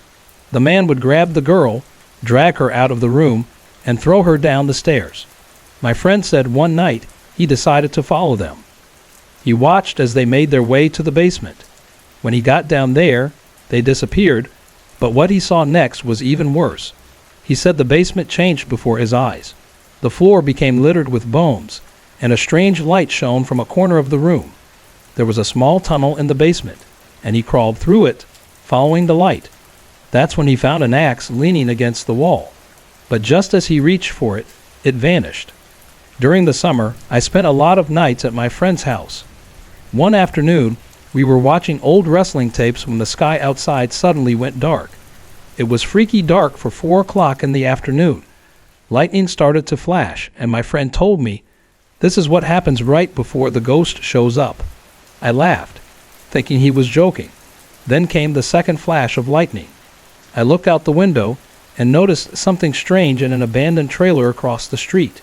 It looked like someone was staring back at me, but the trailers were supposed to be empty. The next thing I knew, I woke up with a wet towel on my head and toilet paper on my nose. My friend told me I had passed out after my nose started bleeding, and I began shaking uncontrollably. I sat up and asked, "How many strikes of lightning are we at now?" He said we were at 10 and asked me what I saw. I tried to explain it. It was a figure, but it had glowing red eyes. As I was speaking, another flash of lightning struck, then another. When the 13th strike hit, the TV turned off, and the room suddenly felt ice cold. My eyes were adjusting to the darkness when I saw her, the little girl. She was standing right in front of me. I shut my eyes and pulled the covers over my head, whispering, "Stop it, Rick. I believe you." When I pulled the covers down, she was inches from my face. My heart felt like it was going to stop. Later, we spoke with locals about the house. They confirmed that it was haunted. One woman, who had lived there before, told us about her own experiences. She said one night after locking up the house and going to bed, she heard the front door unlock and open, then shut and lock again. She rushed downstairs but found no one there. Another night, she heard dishes being moved around in the kitchen. When she went downstairs to check, she saw knives and forks floating in midair before they flew straight toward her. She ran out of the house and never went back. Something terrible happened in that house. We tried researching it, but nothing ever came up. No articles, no records. It was like the whole thing had been covered up. To this day, I can't stop thinking about it. Whatever happened in that house left a mark, and it's something I'll never forget. Another time, the same thing happened, but when I checked the typewriter, all its keys were raised as if someone had been typing furiously. I told no one about it. Even when my dad later complained that the typewriter wasn't working properly, I stayed silent. At one point, my mom decided to move me into the small office room as my new bedroom. The first night, I couldn't sleep. I had asthma, fever, and diarrhea, all at once. When my mom moved me back to her room, the symptoms vanished instantly. Determined to try again, she moved me back to the small room the next night, but the same thing happened. It was as if the room itself was rejecting me. After that, my parents moved me back to my original room for good. In my new room, I could see out into the hallway through a small gap near the door. One night, I heard footsteps coming up the stairs. Expecting a knock at the door, I watched as the shadow of someone's shoes passed by. But instead of stopping at our apartment, the shadow continued up to the roof. We were the top floor tenants. There were no other apartments above us. Panicked, I ran to my parents' room and told them someone was on the roof. My dad opened the door and called out, but no one was there. Over time, I learned that the woman whose face I saw on the dog had once lived in our apartment. She had practiced spiritism and conducted rituals in the small office room. One day, while running an errand for my mom, I saw her outside the hardware store. She smiled at me as if she knew me. Terrified, I ran inside, but her gaze followed me through the window. Looking back, I realized these events weren't just random. They shaped my understanding of forces beyond what we can see. While I've had other experiences since, this apartment stands out as the place where I first became aware of the unexplainable. Sometimes, the unknown is closer than we think. Have you ever lived in a place that felt different? Share your stories in the comments below. Hey everyone, I put a lot of effort and heart into creating these videos just for you. If you're enjoying the content, I'd love to hear from you. Drop a quick comment below and let me know where you're watching from and what time it is for you right now. Your support means the world to me, and it keeps me motivated to bring more awesome videos your way.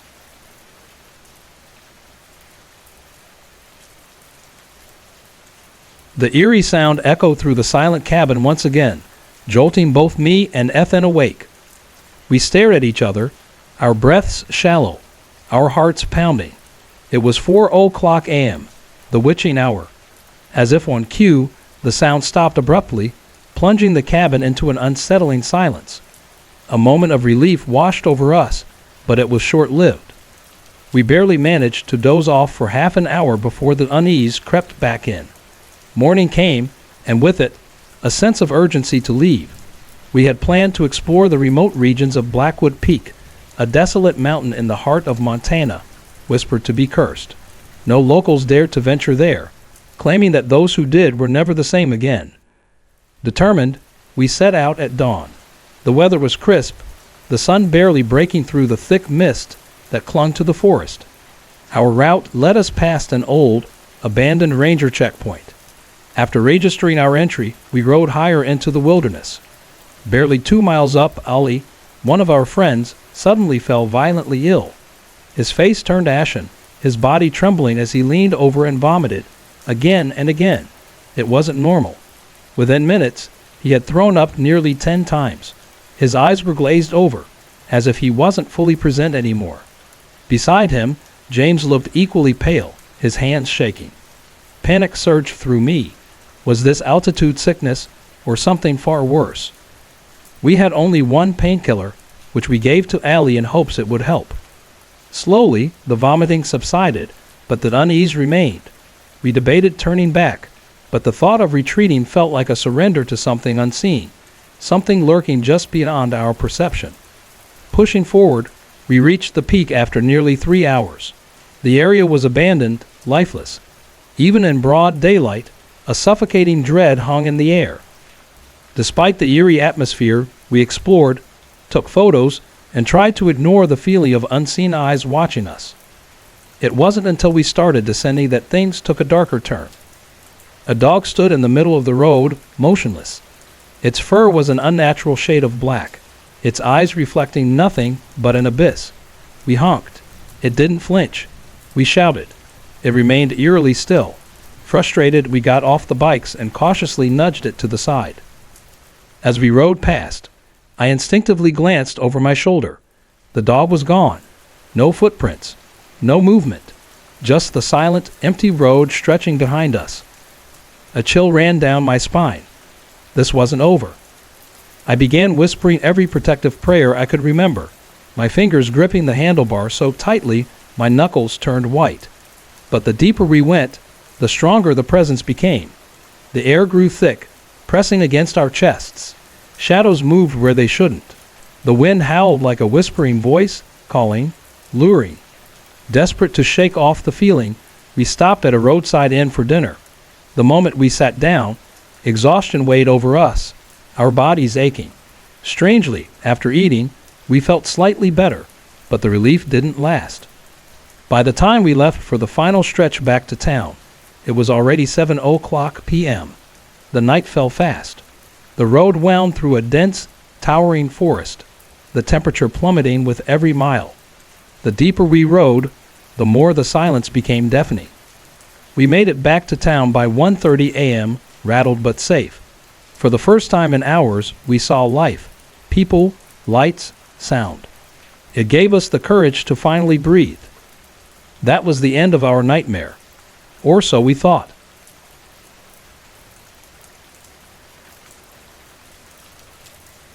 This next story took place 4 years ago.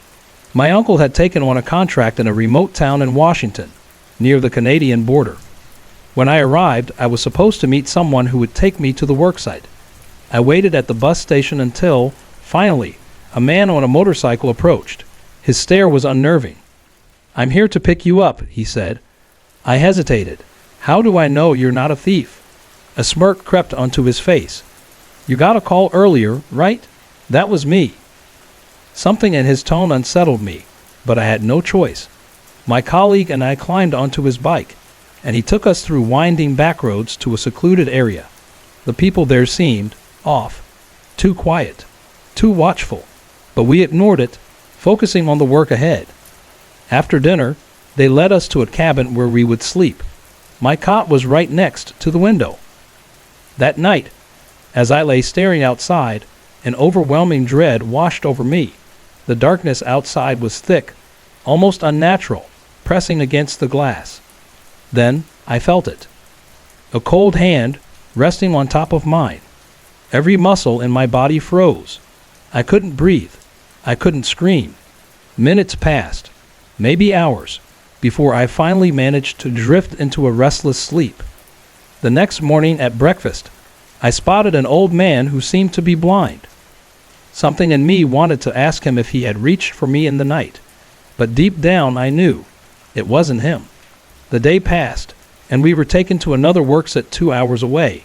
To my shock, I saw the same heavy equipment there that had been at the previous location. "Why did you even bring us here if you already had workers?" I asked. The response was eerie. "We needed extra hands because we're leaving for a wedding," they said. "If you want, you can come."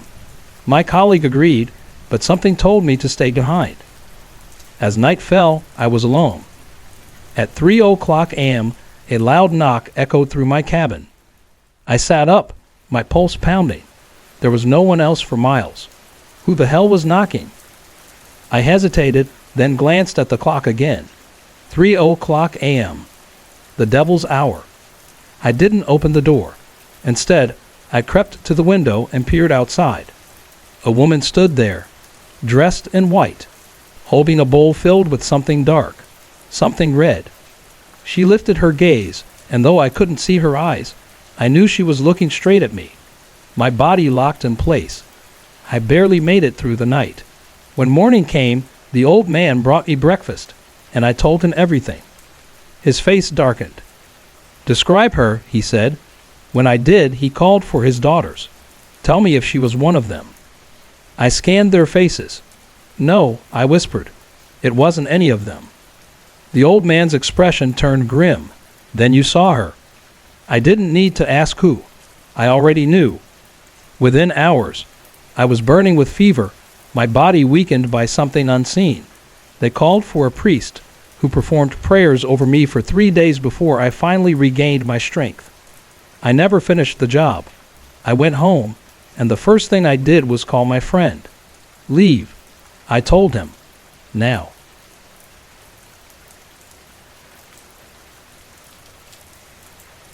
I had always heard stories about the old building, tales of its curse and the wandering souls of those who had taken their own lives when this place was once an office. But this was 2024, and I was working at a McDonald's, not on the set of a horror movie. Still, that night changed everything. It was a cold Tuesday, just like any other. I had asked my boyfriend, Ryan, to come over. We were both just making ends meet, so on nights when I had a late shift, I would often invite him over, and we'd have our little dinner dates. But that night, Ryan was nowhere to be seen. I stood behind the counter, scrolling through my phone, when I noticed a shadow moving towards the door. Finally, he was here. I decided to mess with him. Crouching behind the counter, I planned to jump out and scare him the moment he walked in. The door creaked open, and the bell above it chimed. I held my breath. But then, nothing. No footsteps, no sound. I started counting in my head. 5, 10, 15 seconds. Still nothing. "Ryan?" I whispered. Silence. The door had shut, but no one had entered. My heart pounded. Slowly, I rose, scanning the room. Maybe Ryan was trying to prank me instead. That had to be it. I stepped out from behind the counter and checked the tables. Empty. Even the restroom was vacant. "Ryan, seriously, this isn't funny," I called out. No answer. Just the soft hum of the machines and the eerie weight of the empty restaurant pressing down on me. Then suddenly, thud, a loud crash outside made me jump. My stomach twisted with panic. What if Ryan was hurt? I ran towards the door, my mind racing with worst-case scenarios. The parking lot was empty, but to the side, near the dumpsters, a large metal bin had been crushed, as if something heavy had landed on it. I stood frozen, staring at it. No cars, no wind, no reason for it to have fallen like that. As I turned to go back inside, I heard someone call my name. Stacy. I spun around. Ryan was running toward me, breathless, his face pale. He grabbed my hand, his eyes wide with fear, darting around as if expecting something to jump out at him. "Did you see it?" he gasped. "See what?" "Someone just jumped," he stammered. "From the roof, right here." He pointed at the spot beside the dumpster. I followed his gaze to the rooftop, but there was no one there. "There's nothing there, Ryan. You're scaring me."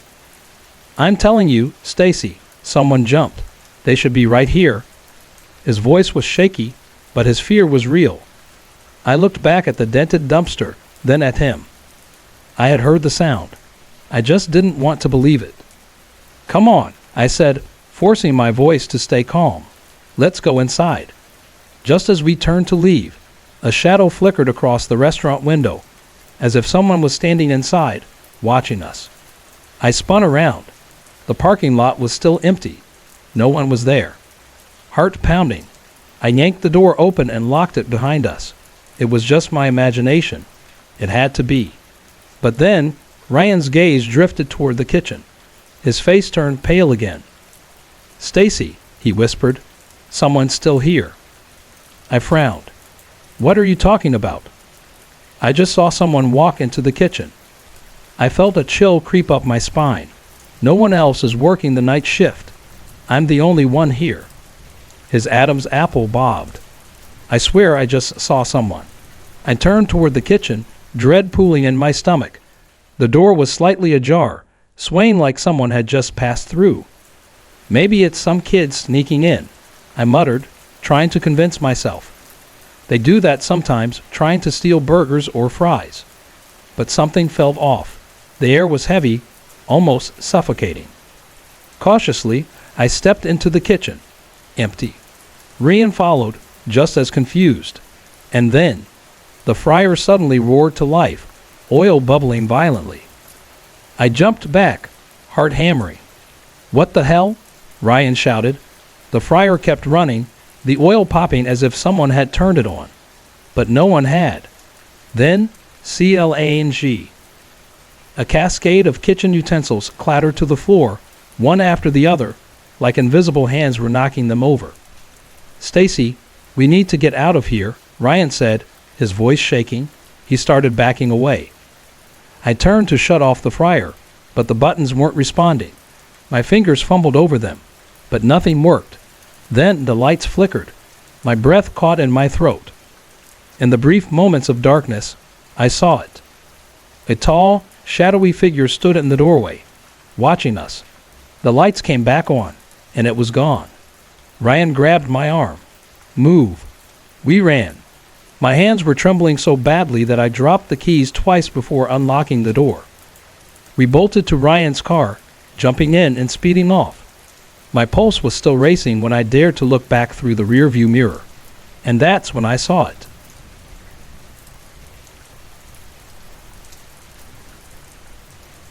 Moving in with a new roommate was supposed to be a fresh start.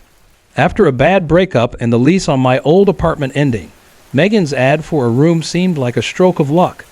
The house was charming. An old 2-bedroom with wooden floors and a small balcony that overlooked the city. Megan was quiet, almost peculiar. Dark circles hung under her red-rimmed eyes, and she barely spoke. That first night, as I unpacked, I heard a strange sound, like something scratching against the wall. It was rhythmic, almost deliberate, like fingernails dragging across plaster.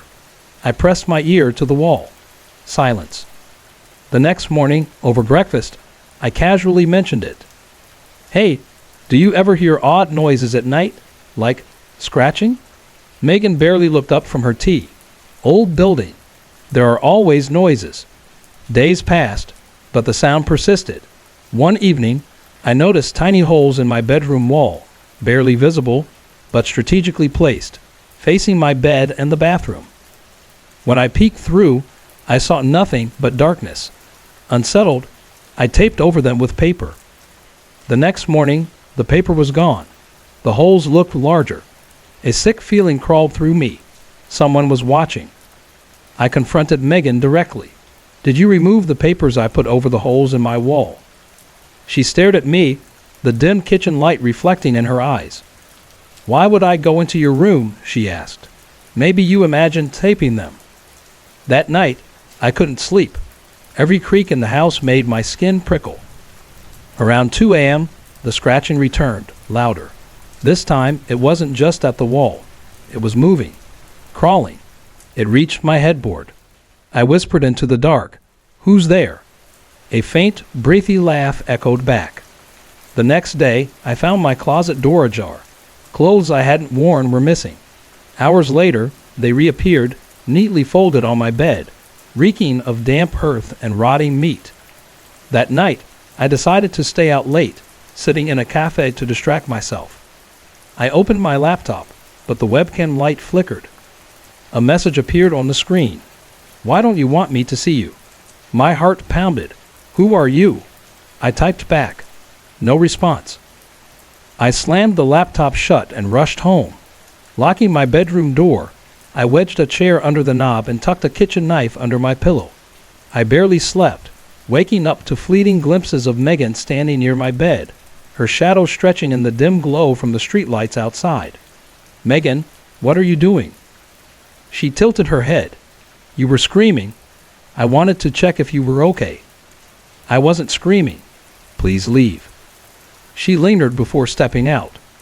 By morning, I had made up my mind. I was leaving. While packing, a flash drive fell from one of my boxes. I didn't recognize it. Curious, I plugged it into my laptop. One folder appeared, for Claire. Inside were dozens of video files, each marked with a date. I clicked the most recent one. My bedroom filled the screen, recorded from a hidden angle. The timestamp was from last night. I watched myself sleep, tossing, turning. My stomach twisted. I opened another file. It showed me in the bathroom, undressing. Tears blurred my vision. Someone had been watching me. The final file was labeled "Tonight." My hands shook as I clicked it. A live feed of my bedroom appeared. The camera was inside my wall. Suddenly, the video wobbled. A message popped up. "I'm coming." A loud thud filled the room. My breath caught. I grabbed my phone to call the police. No signal. The lights flickered, then went out. Footsteps crept closer. The doorknob twisted. "Claire, let me in," a voice rasped, low, distorted. I gripped the knife, heart hammering. The door swung open. Megan stood there, but she wasn't Megan. Her limbs stretched unnaturally long, joints bending at impossible angles. Her skin had darkened, her eyes hollow voids. "You shouldn't have tried to leave." I should have run. Instead, I screamed and dashed past her, sprinting down the hallway. Behind me, I heard that same scratching sound, the one I had thought was coming from inside the walls. But now, it was right behind me, closing in fast. As I reached the living room, I spotted the front door. My heart pounded as I grabbed the handle, twisting and pulling with all my strength. But it wouldn't budge. Megan's laughter echoed through the apartment. Desperate, I grabbed a chair and smashed it against the window. The glass shattered, sending sharp shards flying, but I didn't hesitate. I crawled through, feeling the stain of fresh cuts on my skin as I landed outside. Blood trickled down my arms and legs, but I kept running through the dark streets, past empty alleys, until I spotted the glow of a gas station. The attendant behind the counter looked stunned as I stumbled inside. "Ma'am, are you okay?" I tried to explain, but the words came out broken, scattered between gasps. He quickly called the police, and within minutes, flashing red and blue lights surrounded me. I told them everything. About Megan, the hidden cameras, the disturbing footage on the flash drive. One of the officers frowned and exchanged a glance with his partner. "Ma'am, that building has been abandoned for years." A chill ran down my spine. "No, I just moved in last week. Megan was my roommate. The officers looked skeptical, but agreed to check it out. When we arrived, the building stood cold and silent, its windows dark, the exterior covered in peeling paint and faded graffiti. Inside, dust coated every surface. My belongings, my bed, my clothes, my furniture were gone. The space was nothing but an empty shell, stripped bare, except for one thing. In the center of the living room stood an old camera mounted on a tripod facing the front door. A single note was taped to it, written in an all too familiar handwriting. "Thank you for your performance." I stared at it, my entire body trembling. My breath came in shallow gasps. Had I imagined it all? Or had someone, been watching me all along?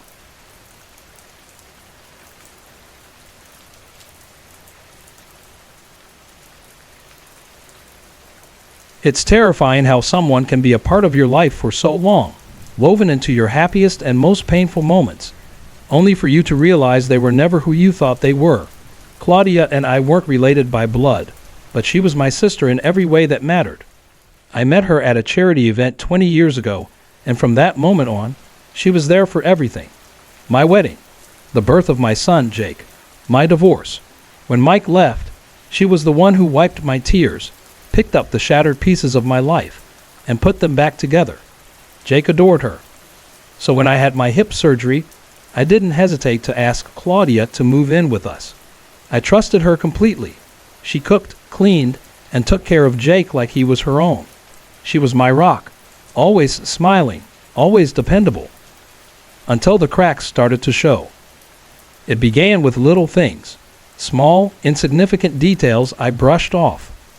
Then, after Jake's 17th birthday, my health started declining. At first, it was just a cold, nothing to worry about, but the exhaustion worsened, sinking deep into my bones. No matter how much I rested, I never felt better. Doctor visits, medical tests, new medications. Nothing helped. I grew weaker with each passing day, and the strangest part was, Claudia started acting differently too. She seemed nervous around Jake, avoiding his gaze. I ignored it at first. She had practically raised him with me. Why would I doubt her now? One evening, as we sat in the dimly lit living room, I finally confronted her. Shadows from the lamp stretched across the walls, making our reflections flicker. She let out a hesitant laugh. "Jake's not a little boy anymore, Layla," she murmured. "He's growing up, learning new things, experiencing life." She wouldn't meet my eyes. A sick feeling curled in my stomach. The next day, while Claudia was out shopping, I pulled Jake aside.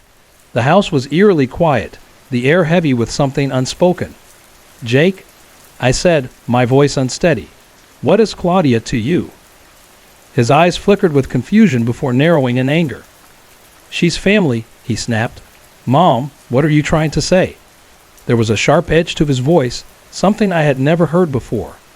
I hesitated. "I think she sees you differently now." His face turned red with rage. "That's disgusting." He spat. "You don't understand. She's been helping me." "Helping you with what?" I demanded. His jaw clenched. "She gives me advice. She listens. More than you ever have." His voice cracked, filled with something raw. For the first time, I realized just how deeply Claudia had embedded herself into our lives, into Jake's mind. I should have listened, but I dismissed his reaction as teenage frustration. That night, my illness took a turn for the worse. I woke up drenched in sweat, my limbs frozen, my breath coming in shallow gasps. I tried to sit up, but my body felt like lead, trapped, powerless. And then I heard footsteps outside my door. I dragged my sweat-soaked body to Claudia's room, desperate for help. But I had no idea I was about to face the most horrifying shock of my life. I heard Claudia talking to someone on the phone. Her voice was hushed, almost a whisper. And then she said something that made my blood run cold. Her words burned into my mind. For a moment, I felt like I was going to be sick. Who was she talking to? What did she mean by that? Before I could confront her, Jake appeared and pulled me toward the hospital. I was still in shock. In his hand, he held a small vial and some pills, the same ones I had seen in Claudia's room. He showed me the labels, reading them aloud. The names didn't make sense to me, but they had a sinister air about them. My mind raced, struggling to accept the truth. Claudia couldn't have done this. She wouldn't. But deep down, I already knew. I immediately called Dr. Maya, an old friend from my nursing home days. I begged her to help me. She ran some tests, and when the results came in, my world collapsed. I had little time left. The infections weren't natural. They had been introduced into my body. Someone had been slowly poisoning me, feeding bacteria into my system. And that someone was Claudia. The realization hit me like a freight train. The woman I had trusted with my life, trusted with my son's life, had been carefully, methodically trying to kill me. Also, she could take him. I struggled to breathe. Dr. Maya called the authorities immediately. Detective O'Hara, leading the investigation, brought in the FBI. They set a trap. Claudia was waiting for another shipment of bacteria. This time, they caught her red-handed. That night, they arrested her. I watched from my window as she thrashed and screamed, denying everything. But the evidence was undeniable. She finally broke, confessing that she believed I was unfit to raise Jake, that I was failing, that I needed to be removed. Her words sent a shiver down my spine. As the flashing red and blue lights faded into the night, I trembled. Claudia was gone, but her shadow remained, an unshakable stain on my soul. For days, Jake and I could talk about nothing else. We had survived, but the world felt more dangerous than ever. There were no illusions left, only the terrifying truth. Sometimes reality is hidden from sight, and sometimes what we see isn't real at all.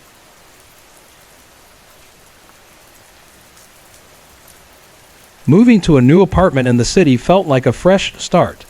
After months of searching, I finally found a place within my budget. My new roommate, Rachel, was quiet, a little strange. The first night after unpacking, I took a long bath. The bathroom was small but clean. A bathtub stood in the corner, covered by a curtain with an abstract, almost chaotic design. Before stepping in, I made sure the curtain was fully drawn. As the warm water washed over me, I felt my tension melt away. When I was done, I noticed something odd. The curtain had shifted, just slightly. I brushed it off and went to bed.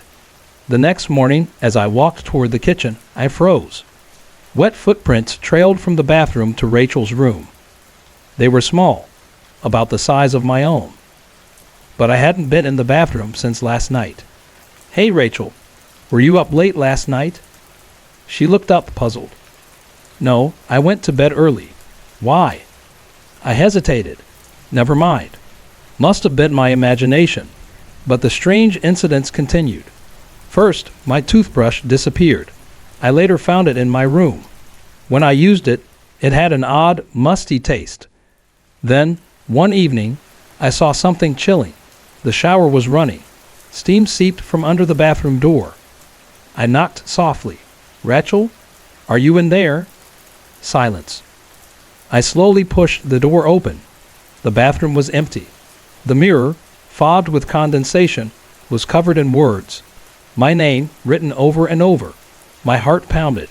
Who did this? "Rachel, if this is some kind of joke, it's not funny."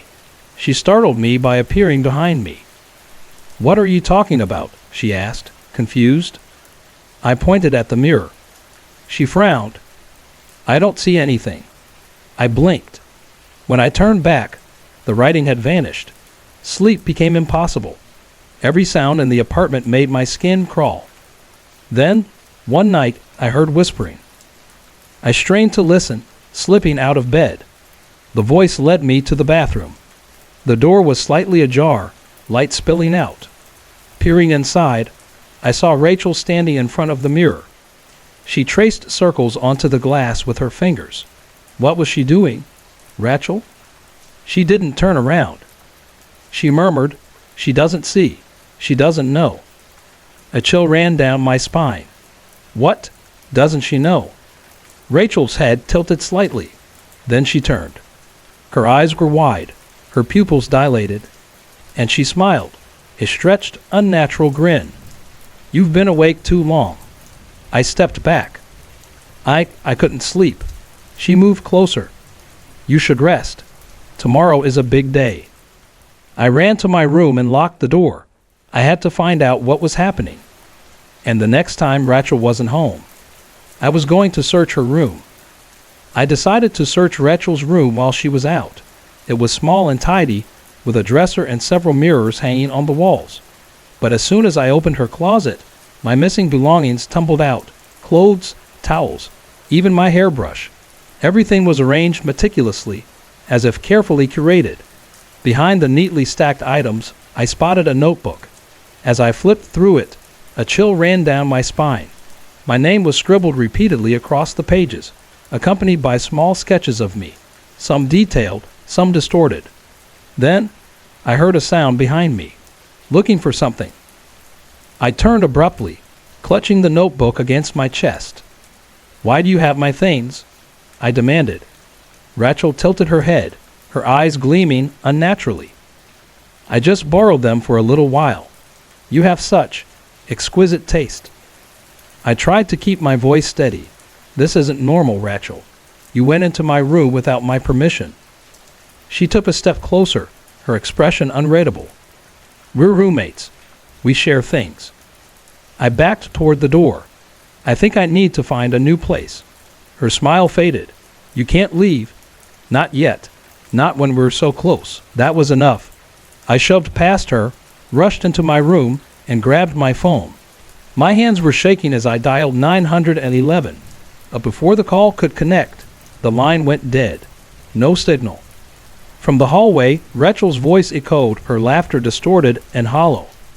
You're not getting away that easily. Panic surged through me. I ran to the front door, but it was locked. My heart pounded. Desperate, I sprinted to the bathroom, thinking I could escape through the window. And that's when I saw it. A small, flickering red light on the mirror. I stepped closer, my breath hitching. It wasn't a mirror. It was a two-way window. A camera was hidden behind it. On the bathroom counter, Rachel's tablet sat propped up, playing a reel of video recordings. My stomach churned as I realized what I was looking at. Footage of me, undressing, showering, sleeping. I stumbled back, horror struck. What the hell have you done? Rachel was now blocking the doorway, her face unreadable. I've been documenting our life together, she murmured. My blood ran cold. She stepped closer, her voice soft and hypnotic. I've always admired you, Lisa. Your life, your friends, your smile. I want it all. That's when I noticed it. She was wearing my clothes, and they fit her perfectly. The dark hair she once had was now streaked with golden highlights, just like mine. You're insane, I whispered. Rachel lunged at me. We crashed onto the counter, the tablet shattering beneath us. The screen flickered with another video, her practicing my mannerisms, mimicking my voice. A wave of nausea hit me. I shoved her away and ran toward the kitchen, grabbing the first thing I saw, a knife. Stay away from me, I yelled. Rachel only laughed, her expression twisted. You can't hurt me. We're the same now. Suddenly, sirens pierced the night. Later, I learned that the commotion had been loud enough for a neighbor to call the police. Rachel's expression changed in an instant. Her eyes darkened with rage. You ruined everything, she hissed. She lunged again, but before she could reach me, the front door burst open. Officers stormed in, weapons drawn. Dropped the knife. For a second, I thought they were talking to Rachel, until I realized they meant me. I released the knife immediately, raising my hands. Please help me. She's been stalking me. She tried to steal my identity. The officers turned to Rachel, who now stood trembling, tears streaking down her face. I don't know what's happening, she whimpered. She just attacked me. I stared at her, stunned. No, she's lying. She's been watching me. An officer gently restrained me. Ask her what happened in Geneva. I blurted out, "Call my mother. Confirm my identity." Rachel's expression shifted, a flicker of fear. She tried to spin a story about a mugger stealing her purse, but when the officers called my mother, the truth unraveled. I had never been to Geneva. Rachel was arrested. I later had to provide my passport as proof that I had never left the country. To this day, I don't know why she did it. But I've convinced myself of one thing. She was a delusional woman who wanted to become someone else. She wanted to become me.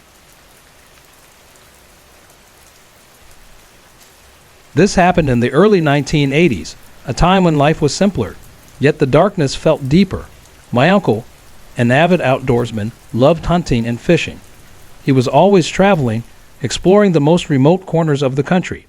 Every time he returned home, we'd sit around him, eager to hear about his latest adventure.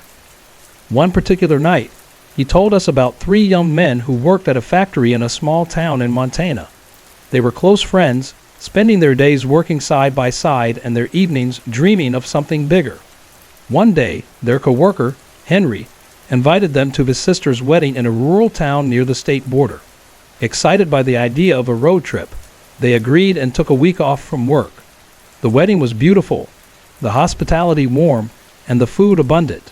But once the celebrations ended, it was time to return home, and that's when things took a turn for the worse. It was a bitterly cold winter evening when they boarded an old Greyhound bus back to Montana.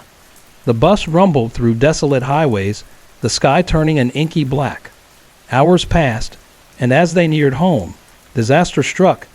The engine sputtered, coughed, and died right in the middle of nowhere.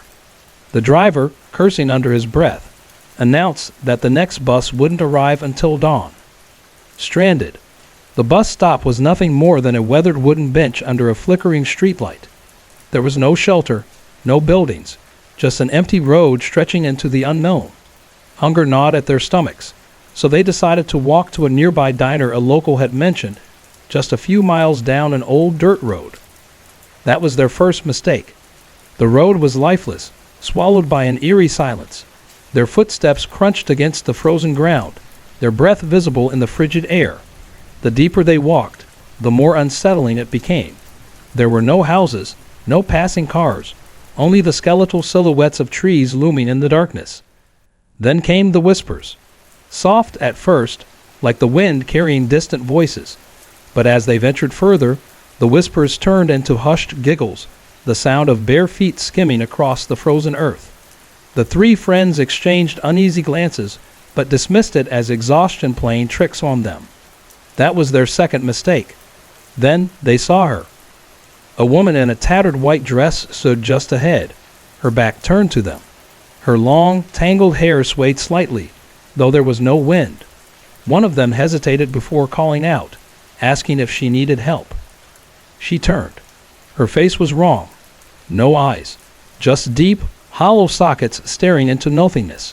Her mouth twisted into a grotesque grin, blackened teeth gleaming under the moonlight. And then she moved. Not walked. Moved. One moment she was yards away, the next she was inches from their faces, her breath reeking of decay. They ran.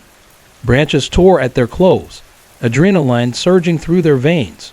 The whispers became shrieks, disembodied voices calling their names. And then, laughter.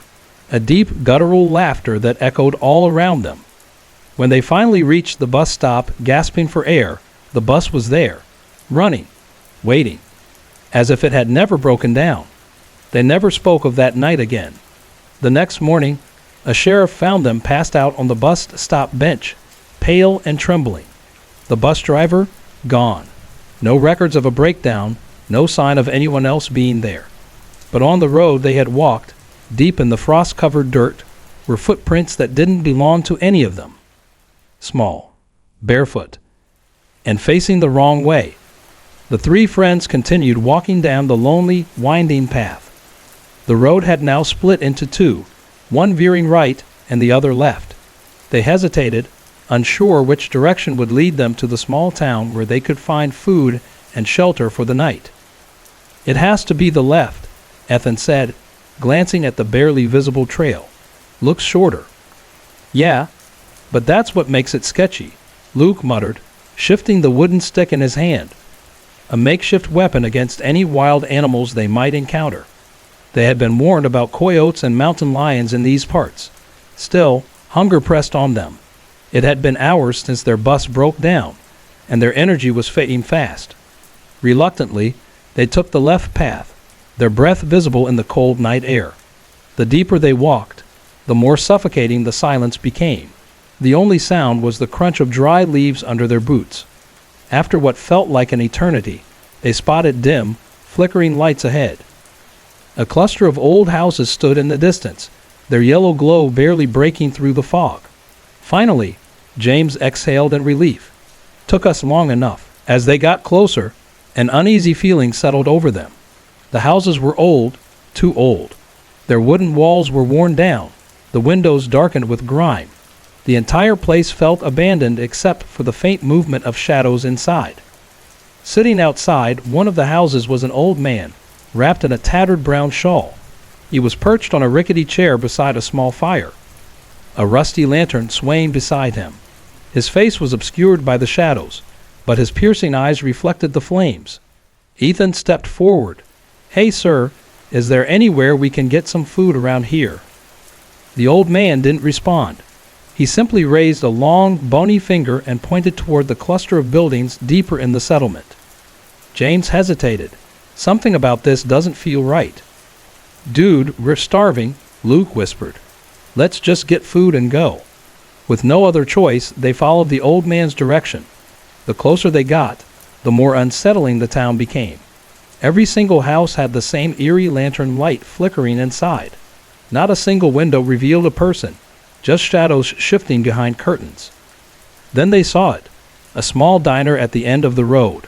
Its sign barely hung from rusted chains, swinging in the cold wind. Inside, the dull glow of lanterns barely illuminated the space. The wooden walls were stained with something dark, and an overwhelming metallic scent filled the air. As they stepped inside, they noticed something disturbing. Every patron in the diner sat with their backs turned. Their heads were bowed, their shoulders unnaturally stiff. No one acknowledged them. Behind the counter, a cook stood with his back to them, stirring a massive pot. A loud thlu-dee, thlu-dee echoed through the room as he slammed a ladle against the pot's rim. The sound was oddly rhythmic, almost ritualistic. "Excuse me," Ethan called out. "Can we get something to eat?" The cook didn't turn. He simply nodded once and pointed to an empty table, one that sat alone in the farthest, darkest corner of the room. The three exchanged uneasy glances before reluctantly taking their seats. "That was weird," James whispered. "No kidding," Luke muttered. "Why is nobody talking? It's like a library in here, but louder." He was right. The room was silent, yet filled with an unnatural noise. Cracking, chewing, slurping, bones snapping. The sound of people eating, but no voices, no conversation. Ethan swallowed hard. "I don't think we should stay here too long." That James did something they would regret. Curious, he turned his head slightly, just enough to glimpse the table next to them. His stomach dropped. The people at the table weren't eating regular food. They were tearing apart raw, bleeding chunks of meat with their bare hands, gnashing their teeth into it with an inhuman hunger. His breathing quickened. His heartbeat pounded in his ears.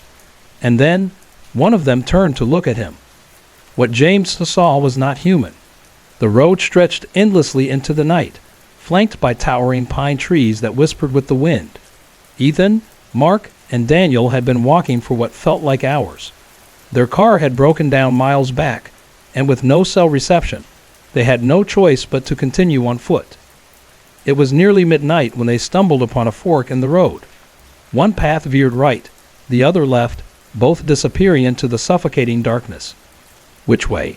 Daniel muttered, wiping sweat from his brow despite the cold night air. "This one looks shorter," Mark said, pointing left. The others nodded in agreement. They walked for another mile before spotting a dim, flickering light in the distance. The closer they got, the clearer it became.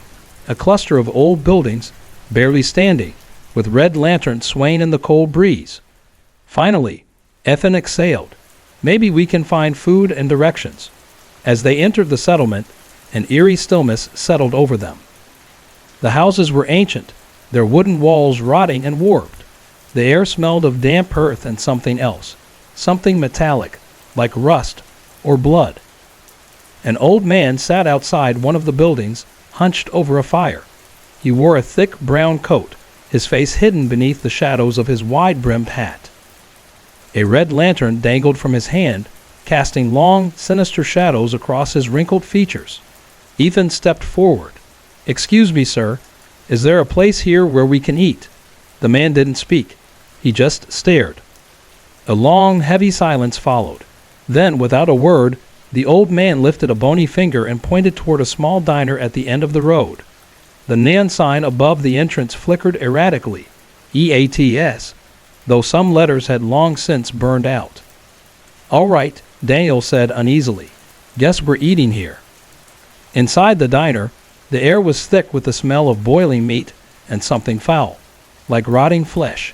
Dim yellow bulbs buzzed overhead, and every table was occupied, but something was wrong. All the customers sat with their backs to them. No one turned. No one spoke. The only sound was the rhythmic clanking of a large metal ladle against a pot. Thud, thud, thud. Behind the counter, the cook stood with his back turned, stirring something in a massive, dented pot. His spine jutted out from his filthy, sweat-stained shirt, and his arms moved unnaturally, like a puppet on strings. Mark cleared his throat. Can we get something to eat?"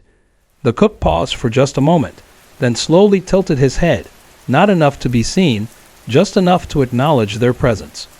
Without a word, he motioned toward an empty table near the back. It was the only table separated from the others. "Let's just eat and go," Ethan whispered as they sat. But Mark wasn't listening. Something was off. He stood and walked toward one of the occupied tables, trying to get a look at what these people were eating. He leaned in, then froze. A sharp breath hitched in his throat. Daniel and Ethan saw him stagger back, his face drained of all color. "What?" Ethan asked, concern creeping into his voice. "What did you see?" Mark was shaking. "We need to leave. Now." Before they could question him further, the cook approached, carrying a plate. It clattered onto the table. Daniel looked down and immediately felt bile rise in his throat. On the plate lay 2 severed hooves, black, split, dripping with a murky broth. But it wasn't just the food. It was his hands. The cook's hands were not hands at all. They were hooves. Not just him. Everyone in the diner. They weren't eating with silverware. They were pounding their plates with their hooves, the thudding sounds echoing around the room. The air turned suffocating, a chorus of distorted voices chanting in unison. Were they like this? Were they like this? Ethan, Mark, and Daniel bolted. They crashed through the doors, their boots kicking up dust as they ran. The road was ahead, a dirt path leading out of the cursed town. A horse-drawn carriage approached from the diner's direction. The driver, a hunched man wrapped in a heavy coat, stopped when he saw them. "You boys look spooked," he said, voice gravelly. "What happened?" They panted, struggling to catch their breath. The diner, Ethan gasped. The people, they weren't human. The driver was silent. Then slowly he removed his coat, revealing his hands. Hooves. Did they look like this? He asked. The 3 barely had time to scream before they were running again. Through the night, through the trees, never stopping, never looking back. The last thing they heard was the sound of distant hooves thudding against the earth, and the haunting, endless chant. Were they like this? The Haunting of Pine Creek. Second horror story begins here. Seamless transition. My name is Joseph Carter, and I was born and raised in Pine Creek, Montana. I've lived my entire life working as a groundskeeper for the local orchards. Never married, no kids. I just kept to myself, working from sunrise to sunset. This story happened a few winters ago in December, when the town's famous apple season was at its peak. For years, rumors spread that something haunted those orchards, a presence lurking among the trees. But I never believed in that nonsense, not until that night. It was early morning when I arrived at work and found apples scattered across the ground, hundreds of them, as if someone had torn them from the branches and stomped them into the dirt. "What the hell?" I muttered. I called my boss, Mr. Langley, who came over with another worker, Bill Harper. Together, we surveyed the damage, trying to make sense of it. Then we saw them. Footprints. But they weren't normal. They were deep, heavy imprints, the kind a hoofed animal might leave. And the strangest part, they all looked exactly the same. The night was unsettling. Ethan, the caretaker of Pine Hollow Orchard, had been dealing with a bizarre problem for several nights now. Someone, or something, was tearing down the oranges and leaving them scattered on the ground. It wasn't theft. It was deliberate destruction. The orchard's owner, Mr. Caldwell, was furious. He had asked Ethan's co-worker, Greg, to stay overnight and catch the culprit. But fate had other plans. Greg fell sick with a fever that evening, and the responsibility fell on Ethan instead. Pine Hollow Orchard stretched across 14 acres, its trees swaying under the cold winter wind. At its center stood an old, abandoned farmhouse, once home to a farmhand and his family, but long since deserted. The structure was crumbling. Half the walls had collapsed, the roof barely holding together, and the inside was thick with cobwebs. The locals avoided it, whispering tales of strange shadows moving inside at night. Ethan wasn't one to believe in ghost stories. Armed with a flashlight and a sturdy wooden staff, he settled inside the decrepit house, determined to stay awake and catch whoever was ruining the orchard's crops. A night of unseen terror. Midnight came and went. The orchard remained still, the silence broken only by the rustling of leaves. Ethan stepped outside, scanning the trees, but saw nothing unusual. Feeling relieved, he returned to the farmhouse and dozed off. At dawn, he stepped out, convinced that for the first time in days, nothing had happened. But the moment he turned toward the trees, his stomach twisted in horror. 2 large orange trees stood nearly bare, their fruit stripped and discarded across the ground like an offering to something unseen. His heart pounded. He had been right there all night. How had this happened without a single sound? Mr. Caldwell arrived soon after. Furious, he gave Ethan a final warning. "If you don't catch the ones responsible tonight, you're out of a job." Determined, Ethan vowed that tonight would be different. This time, he wouldn't hide. He would patrol the orchard himself. The figures in white. The night was colder than before. The wind howled through the orchard, making the trees groan. Ethan walked through the rows of orange trees, gripping his wooden staff tightly. His breath came out in white puffs. At around 1 a.m., thirst gnawed at him. Near the abandoned farmhouse stood an old rusted water pump.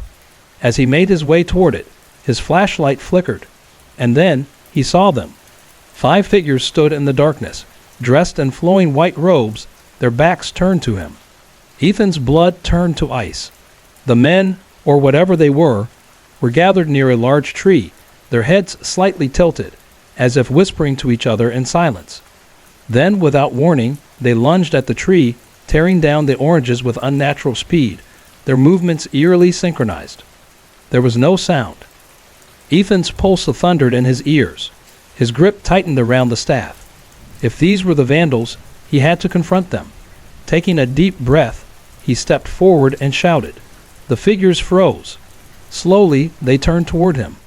Not human. Ethan took an involuntary step back, his chest tightening. The figures weren't men. Their heads were bald. Their skin was stretched and waxy. Their eyes, large, round, and pure black, glistened in the moonlight. Their mouths twisted unnaturally, revealing a single long, yellowed fang protruding past their chins. Ethan couldn't breathe. The 5 creatures advanced toward him, their movements slow and deliberate. His legs refused to move. Then the whispers started. A sound too low, too inhuman, like wind shrieking through hollow bones. The creatures raised their hands, their long, bony fingers stretching toward him. Ethan did the only thing his mind could process. He ran.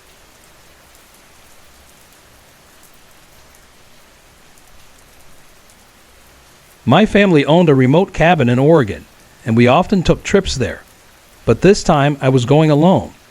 I had just turned 20, and I had never been camping by myself before.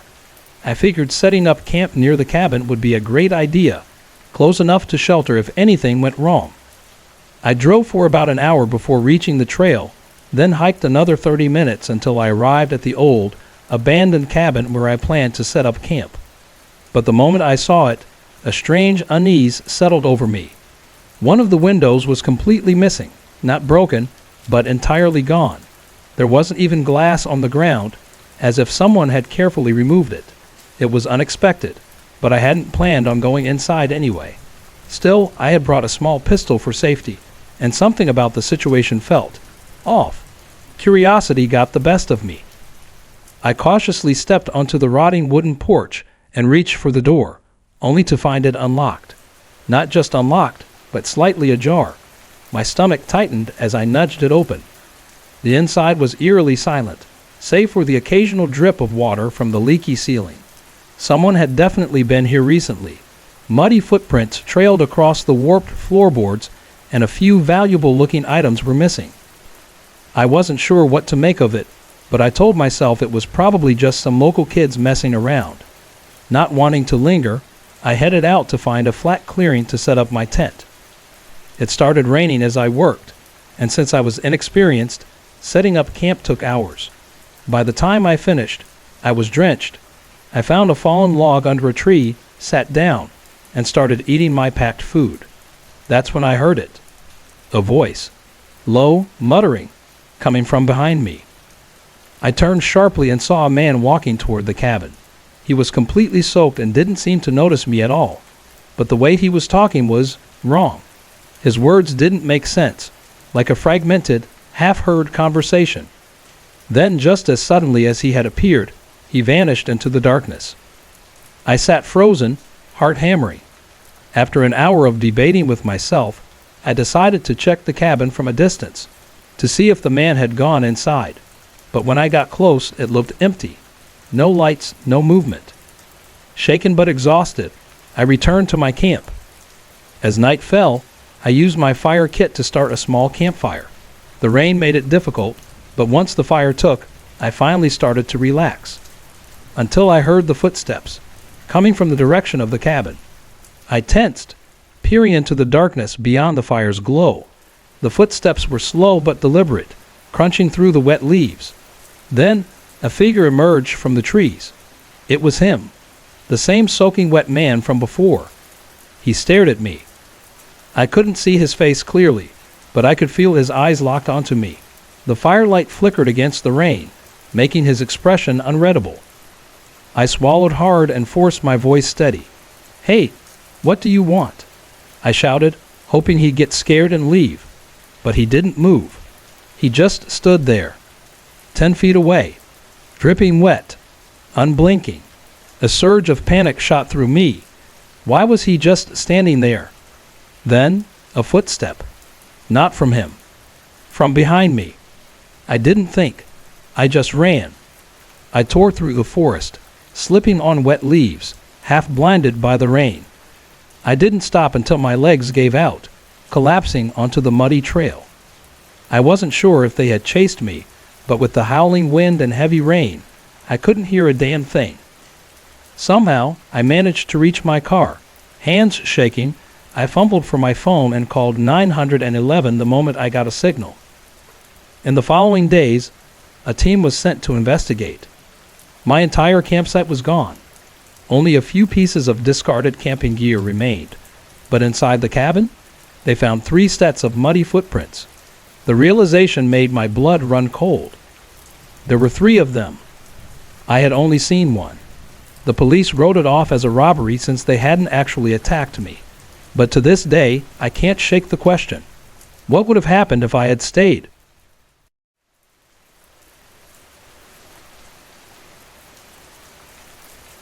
It was a cold autumn night when my friend Dustin and I decided to check out the old, abandoned Ashwood Asylum on the outskirts of Pine Hollow. The place had been shut down for decades, a towering 3-story building surrounded by rusting fences and decayed trees. We crossed the railroad tracks and moved toward the asylum. As we got closer, I happened to glance up, and my blood ran cold. Someone was watching us from a third-floor window. I stopped dead in my tracks. Dustin noticed and asked, "What's wrong?" I pointed. "Look, that window, someone's there." He followed my gaze, and we both stood frozen, staring at the dark silhouette. Then, in an instant, the figure vanished. A cold shiver crawled down my spine. We debated whether to go inside. Probably just some homeless guy or a junkie, we told ourselves. After all, the asylum had a reputation. Teenagers sneaking in for dares, drug deals happening in the shadows. Ignoring the no trespassing sign, we pushed open the rusted gate and stepped inside. The first floor was a wreck, shattered glass, graffiti covering every inch of the walls. One message stood out. "I love it when they run." Dustin chuckled. Creepy as hell, but probably just some edgy teenager. I forced a laugh and nodded, but something felt wrong. On the second floor, we passed an old elevator shaft, its doors barely ajar. Dustin shone his flashlight inside. Decayed wires, piles of dead birds and rodents. The air smelled of rot. Then, from above, footsteps. A slow, deliberate pacing, directly on the third floor. My heartbeat thundered, "Dustin, let's get the hell out of here." He laughed. "Relax, man. Probably nothing." And before I could stop him, he started up the stairs. I didn't want to be alone, so I followed. We kept our phone flashlights on, snapping pictures as we went. But the higher we climbed, the heavier the air felt, like something was waiting. Then we saw it. The third floor was a nightmare. Pentagrams covered the floor, surrounded by dead animals, their bodies rotting. The entire place reeked of decay. My stomach turned. This wasn't just an abandoned asylum. Someone had been here recently. We turned toward the hallway, the same one where we'd seen the shadow. Then, from one of the rooms, whispers. A low, guttural muttering. Dustin raised his phone, preparing to snap a picture. The door burst open. A man stepped out, the same figure from the window. His face was pale, hollow eyes staring straight at us. For 10 solid seconds, we locked eyes. My breath caught in my throat. Then he screamed, a guttural, inhuman screech, and charged straight at us. I didn't think. I just ran. Dustin bolted ahead while I sprinted for the stairs. My phone nearly slipped from my hand, but I didn't stop. On the second floor, I saw a window, my only escape. I lunged, leaping through the broken frame. I crashed into the bushes below, branches slicing into my arms. My legs throbbed, but I couldn't stop. I ran toward the railroad tracks. Then I realized. Dustin wasn't with me. I froze. My hands fumbled to text him. "Where are you?" No response. I crouched behind an old storage shed, my chest heaving. Minutes passed. Then, footsteps. I peeked out.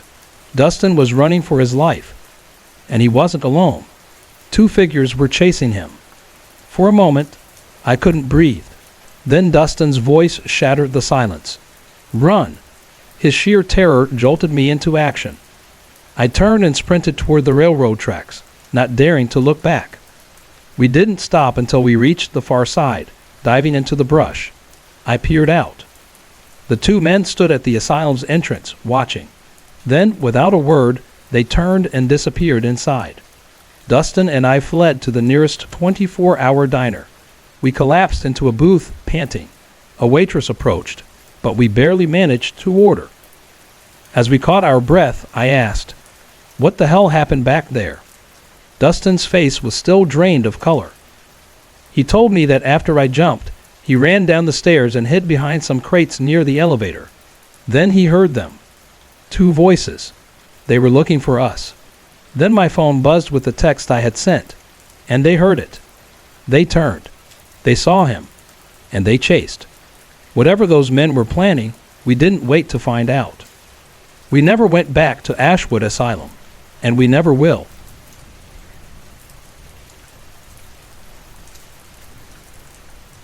It seemed like a thrilling idea at first, exploring the old Blackwater Asylum, the most infamous abandoned building in town. A massive 3-story structure, long forgotten, standing just beyond the rusted train tracks. We made our way past the overgrown path, flashlights in hand, the cold night air heavy with silence. But as soon as we reached the asylum's entrance, my stomach twisted into knots, because someone was watching us. I looked up, and there, in the 3rd-floor window, a shadowed figure stared down at us. I stopped dead in my tracks. "What?" Dustin asked. I pointed toward the far right window. "Look." His eyes followed my finger, and then he saw it too. For a few seconds, neither of us moved. We just stood there frozen, staring back at whatever was up there. And then, suddenly, the figure disappeared. A wave of unease settled over us. Should we still go inside? Dustin let out a nervous chuckle. "It's probably just some junkie. You know this place is used for drug deals and teenage dares." He had a point. The asylum had been abandoned for decades, but people still sneaked in. So we ignored the no TRESPASSMG sign and stepped inside. The first floor was a mess. Shattered glass, graffiti, and rotting furniture. On one of the cracked walls, scrawled in red spray paint, were the words, "I love it when they run." I laughed it off, pretending it didn't send a chill down my spine. We moved to the 2nd floor. It was more of the same, dusty hallways, broken doors, the faint stench of decay. But one thing stood out, the old elevator shaft. The doors were slightly open. Dustin pulled out his flashlight and shined it inside. The beam revealed piles of debris, dead birds, and something that looked like a decayed animal. I was already feeling uneasy when we heard it. Footsteps. From the 3rd floor. A slow, deliberate pacing. Someone was up there. I grabbed Dustin's arm. "Dude, let's get out of here." He just grinned. "Come on, man. Don't be a wimp." And before I could argue, he started heading upstairs. I couldn't just stand there alone. So I followed. We reached the 3rd floor, our phone flashlights slicing through the darkness. But nothing could have prepared us for what we saw. Pentagrams, dead animals, symbols carved into the floorboards. And that smell. Rot. Decay. Something unnatural. The hallway stretched ahead, leading to a row of rooms. And then, a whisper. Coming from the middle room. Dustin pulled out his phone to take a picture. But the moment he lifted his camera, the door burst open, and out stepped a man. Tall, thin, pale as a corpse. I recognized him instantly. The figure from the window. For a few agonizing seconds, he just stood there staring at us. No blinking, no movement. Then, he screamed and ran straight at us. I didn't think. I just ran.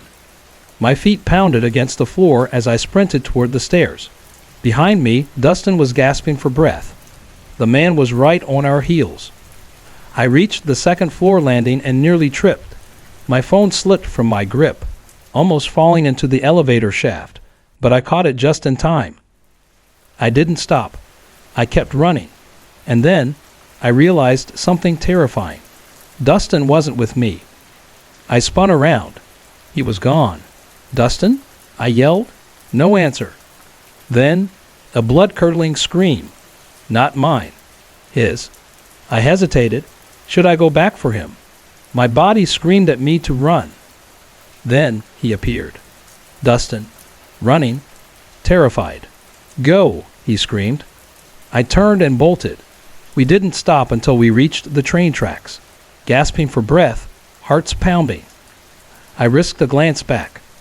The man stood in the doorway of the asylum, watching. And then he stepped back inside, disappearing into the darkness. We never went back.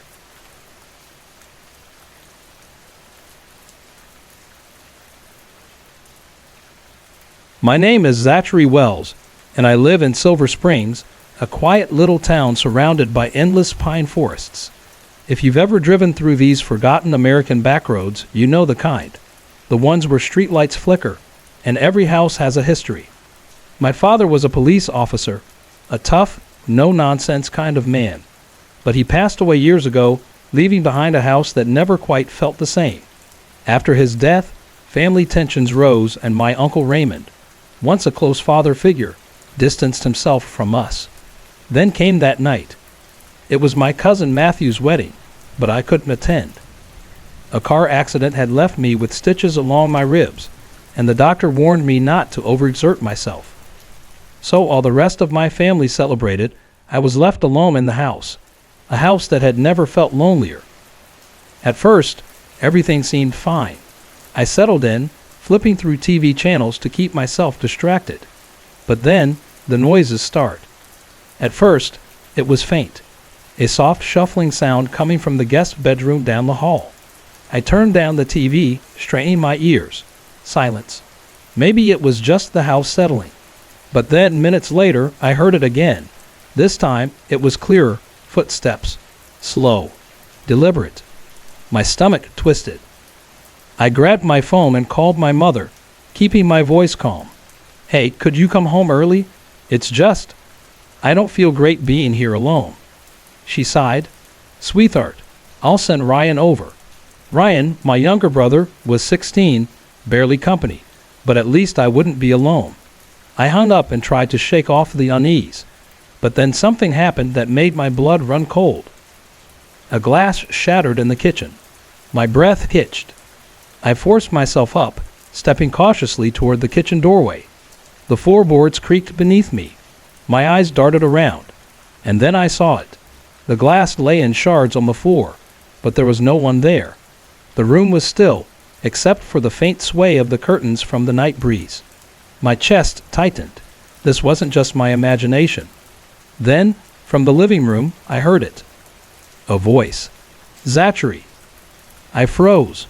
My uncle was the only one who ever called me that instead of Zach. I turned my head slowly, and there he was, Uncle Raymond, sitting calmly in the dim light of the porch. The thing is, Uncle Raymond hadn't stepped foot in our house in years. I swallowed hard, stepping toward the doorway. Uncle Raymond. He didn't turn to face me. "Yet, kid, I came through the attic. No need to be surprised." His voice was flat, almost detached. "I made a mistake leaving. Figured I'd come back." Something about the way he spoke sent a chill down my spine, but I wanted to believe him. Maybe he had just changed. Still, I hesitated. "Come inside. It's cold out here." He remained motionless. "No," he said finally. "You should come out here instead." I backed away from the porch, my instincts screaming at me that something was very, very wrong. Then I heard it again. "Zachary." But this time, it came from behind me. I turned sharply, my heart hammering against my ribs. And there, in the kitchen, stood my mother. Her head was tilted slightly, her expression unreadable. And in her bare hands, she held raw meat, tearing into it like a wild animal. My breath hitched. Blood smeared her lips, dripping down her chin. My legs gave out beneath me. My vision swam. My pulse pounded so hard I thought my skull would crack. The last thing I saw before the darkness swallowed me whole. Her grinning. Rian found me the next morning, sprawled on the floor, feverish and delirious. He had banged on the door all night, but I never answered. When he finally got inside, I was barely conscious. My mother. She was asleep in her bed, claiming she had been at the wedding all night. There was no sign of Uncle Raymond. I told a local priest what happened. He didn't laugh or call me crazy.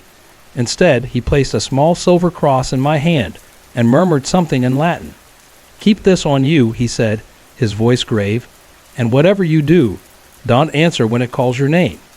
To this day, I don't know what I saw. Was it really Uncle Raymond, or something else, something wearing his face?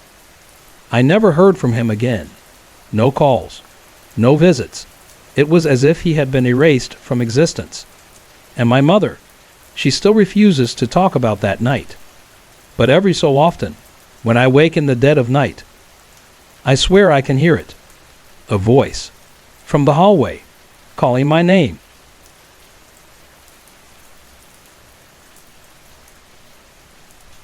We were driving down Route 47, a desolate highway cutting through the dense pine forests of Montana. The night was pitch black, and the eerie silence was broken only by the hum of our SUV. Suddenly, something struck our vehicle, a sharp, resounding thud. My cousin Brian Carter, who was behind the wheel, cursed under his breath. "What the hell was that?" I muttered, peering into the rearview mirror. Nothing, just the empty road stretching into darkness. We ignored it and kept going. But then, something slammed into the back of our car with incredible force. The impact was enough to crack the rear bumper. Brian swerved but managed to regain control. When we stopped and stepped out, there was no other vehicle in sight. We didn't waste another second. We jumped back in and sped toward the nearest town, a quiet little place called Hollow Creek. But that's when Brian started acting strange. At first, he complained about feeling nauseous. Within minutes, he was vomiting violently on the side of the road. We assumed it was motion sickness or altitude related, so we dismissed it. But by the time we reached home, Brian was pale, trembling, and muttering under his breath. A few hours later, his mother called us in a panic. He's not himself," she stammered. "He's in the kitchen, breaking things, tearing stuff apart. He just pulled raw meat out of the fridge and started eating it." I felt the blood drain from my face. We rushed back to their house and found Brian crouched in the kitchen, gnawing on raw steak, his eyes vacant and hollow. When we tried to stop him, he lunged at us like an animal. His strength was unnatural. We had no choice. We needed help. We called Father O'Malley, an elderly priest from the Street Peters Church. He arrived an hour later, gripping a rosary and a flask of holy water. The moment he stepped inside, he froze in the doorway, his face turning pale. This is not just possession," he murmured. Something far worse followed him home. Father O'Malley instructed us to get a black ram for sacrifice, a ritual that, according to legend, could sever a demon's hold. Desperate, we did as he said. Under the full moon, he performed an ancient Latin exorcism, sprinkling the animal's blood in a protective circle around the house. The next morning, Brian woke up with no memory of the past 24 hours. He was weak but alive. We never spoke of that night again. But sometimes, when I pass by that lonely stretch of Route 47, I wonder, what exactly did we bring back with us that night? In December 2022, I was working as a site supervisor for a road construction project about 5 miles outside Silver Springs, Colorado. My shift was always overnight, overseeing the delivery of gravel and stone for the new highway expansion. That night, the temperature had dropped below freezing. The air was still, and the headlights of the last departing truck faded into the distance. It was nearly 3:00 a.m. when I finally headed toward my tent, exhausted. As I reached my campsite, I froze in my tracks. Sitting on my cot was a woman, dressed in white, her back turned to me. My breath hitched, my entire body locked up in terror. Who's there?" I managed to whisper. No answer. She didn't move. I took a slow, hesitant step forward. My heart was pounding so hard it echoed in my ears. My mind raced. How had she gotten past security? The only road leading here was blocked after midnight. Then she began to move. Slowly, her head twisted at an unnatural angle, as though her neck was snapping backward. I didn't wait to see her face. I ran like hell. I tripped over some loose gravel, scraping my knees, but I didn't stop. I screamed for help.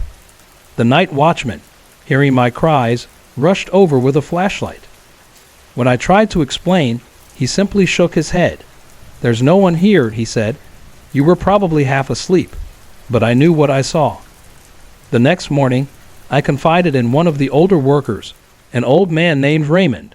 He listened carefully, then let out a long sigh. "You weren't supposed to sleep there," he muttered. "What do you mean?" I asked. "That whole site used to be a graveyard," he said. "They moved most of the bodies, but not all of them." I left my job that same week. And even now, when I wake up in the middle of the night, I swear I can hear the sound of footsteps crunching on gravel just outside my window. I grew up in Hollow Creek, Pennsylvania, a small town where everyone knew everyone. Our school, Hollow Creek High, had always been surrounded by creepy rumors, but none of us ever took them seriously. Until the day we heard the screams. It was during morning assembly when the sound echoed from the second floor, a high-pitched, blood-curdling shriek. Every student and teacher froze. Mr. Patterson, our history teacher, rushed upstairs. A few of us followed. Inside the empty classroom, we found Emily Carter, a quiet, shy girl from our class. She was sitting at her desk, her head down, whispering something in a guttural, inhuman voice. "Emily?" Mr. Patterson said cautiously. Then she lifted her head. Her eyes had turned completely black. The moment he stepped closer, every window and door in the room slammed shut at once. We watched in horror as Emily stood up, walking backward, her head tilted at an unnatural angle. Father Michaels, the school chaplain, was called immediately. He started reciting Bible verses, his voice trembling. The closer he got, the more violently Emily began convulsing. Then, without warning, she let out an inhuman shriek and ran, straight toward the window. Before anyone could stop her, she leaped off the second floor. When we reached the ground floor, she was gone. No body, no trace of blood. She was never seen again. To this day, no one talks about what happened in room 207. The school boarded it up, claiming structural issues. But we know the truth. And some nights, if you walk by Hollow Creek High after dark, you can still hear her whispering.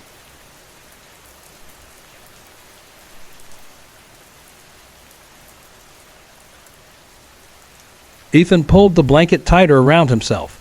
The room had suddenly turned ice cold, far beyond what was normal for a late October night. He exhaled, watching his breath fog up in the dim light. Something was wrong. He tried to ignore the creeping sensation that something, was in the room with him. But the more he convinced himself it was just his imagination, the stronger the feeling became. Then it happened. A sharp tug at his ankle. Ethan's breath hitched. His pulse pounded.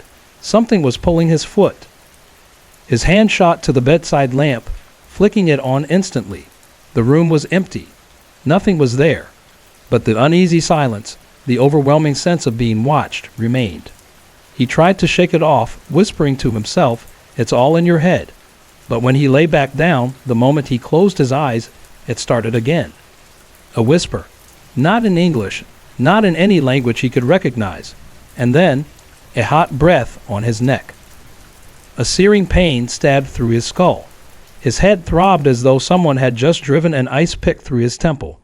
Clutching his head, Ethan bolted upright and did the only thing he could think of. He screamed, "Whoever you are, I'm not afraid of you." The air in the room shifted. The presence didn't leave, but it recoiled just slightly. The whispering stopped, and the pressure on his skull eased. That night, he fell asleep clutching a small crucifix his grandmother had given him years ago.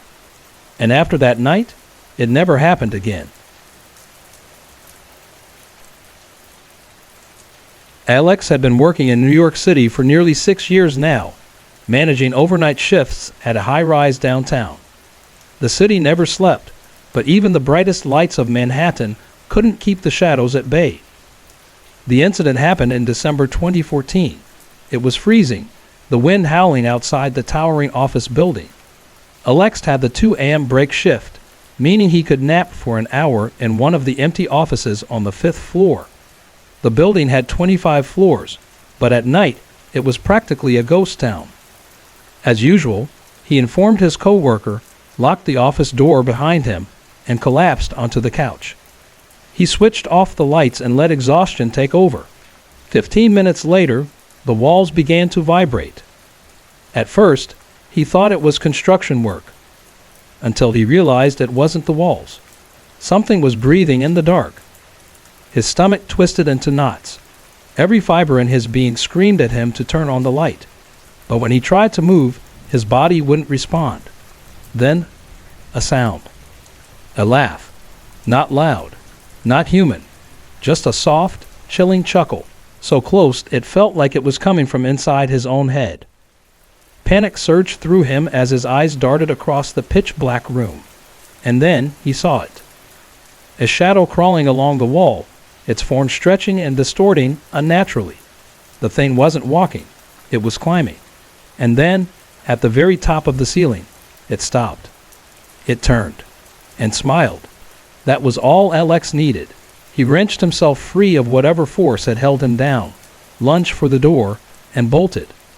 After that night, he refused to ever sleep in that office again.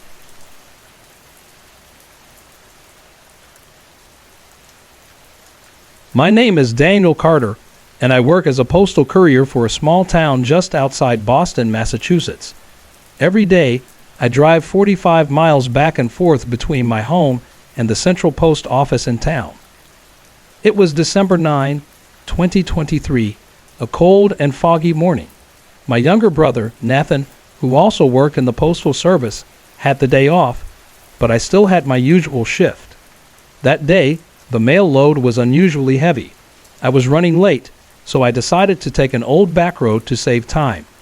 A road I'd never used before. That's when things got strange. The road stretched endlessly. No houses, no signs, no landmarks. Just endless pavement winding through dead trees and dense fog. After 20 minutes, I checked my GPS. No signal. Then I noticed something terrifying. I had zero memory of the last 5 miles. I couldn't recall turning, driving forward, or even checking the time.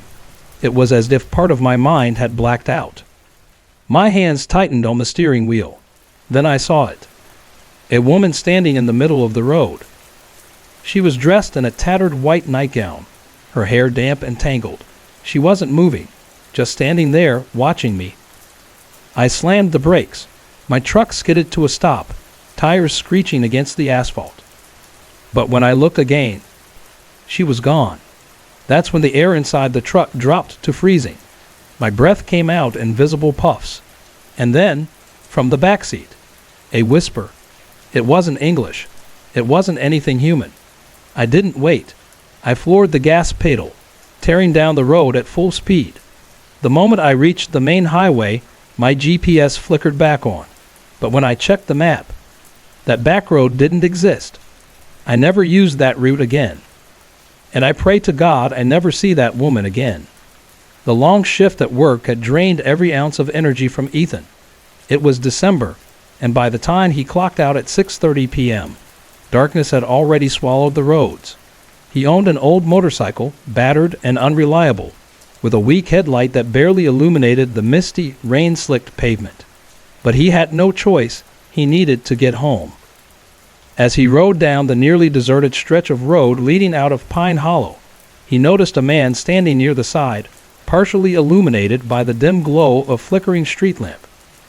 Something in Ethan's gut told him to just keep riding, but the man looked desperate, cold, and alone. "Where you headed?" Ethan called out, pulling his motorcycle to a stop. The man, tall and gaunt with hollow eyes, stepped forward. "Need to get to Black Ridge," he said, his voice barely above a whisper. Ethan hesitated. The storm was rolling in, and Black Ridge was a good 15 miles away, but he knew what it felt like to be stranded. He nodded, motioning for the man to hop on. As they rode, the rain began to pour. Ethan kept talking to make the journey less eerie, chatting about the worsening economy, the town's struggles, anything to break the unsettling silence. The man never responded, just sat stiffly behind him. The rain intensified, making it harder to see. "Gotta pull over, man. Need to throw on my raincoat," Ethan said, slowing the bike near an empty gas station. No response. Ethan turned slightly. "Hey, you hear me?" Silence. Then, as the motorcycle came to a full stop, Ethan felt the weight shift behind him. The man had gotten off. Ethan climbed off the bike and turned to look, but no one was there. His breath hitched. He spun in every direction. The road was empty, rain hammering down in thick sheets. The man was simply gone.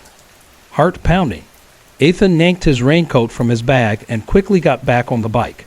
His fingers trembled as he twisted the throttle, desperate to put distance between himself and that stretch of road. But something was wrong.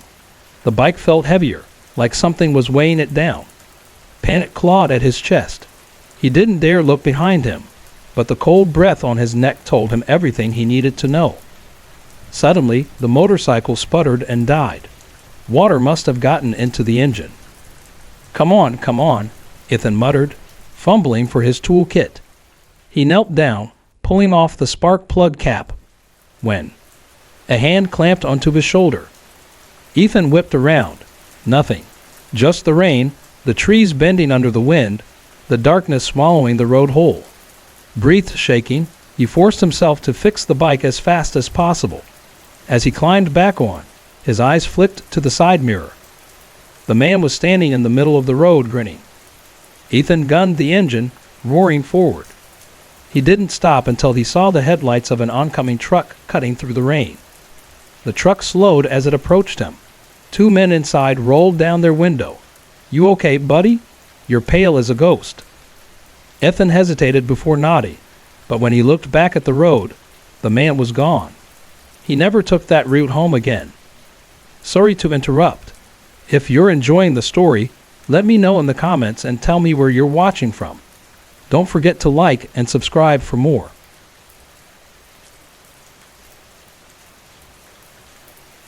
Jason had lived in Silver Springs for years, but he never got used to the post office on Birch Street. It had been abandoned for decades, its windows covered in grime, its once bright sign now barely legible. Rumors swirled around town about the man who had worked there, gone mad, and vanished without a trace. But Jason never believed in ghost stories. That night, his mom had asked him to pick up some last-minute groceries. It was nearly 9 p.m., and the streets were empty, save for the cold wind howling through the alleyways. The nearest grocery store was just a 7-minute walk, past the old post office. As Jason neared the building, he shuddered.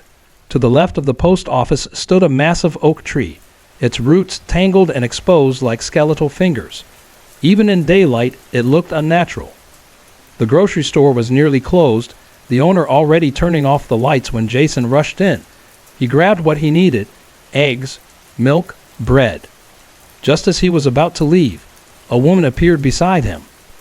"Could you grab a loaf of bread for me too?" she asked, her voice oddly flat. Jason turned to her.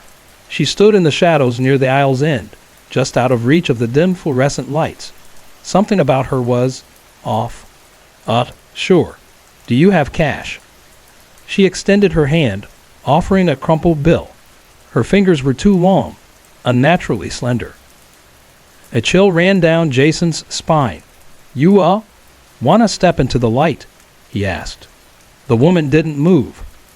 Jason swallowed hard, grabbed a loaf of bread, and placed it in a bag for her. But when he turned back to hand it over, she was gone. The store owner, an old man named Mr. Callahan, raised an eyebrow. "You okay, kid?" Jason hesitated. "Did you see that woman, the one standing by the aisle?" Callahan frowned.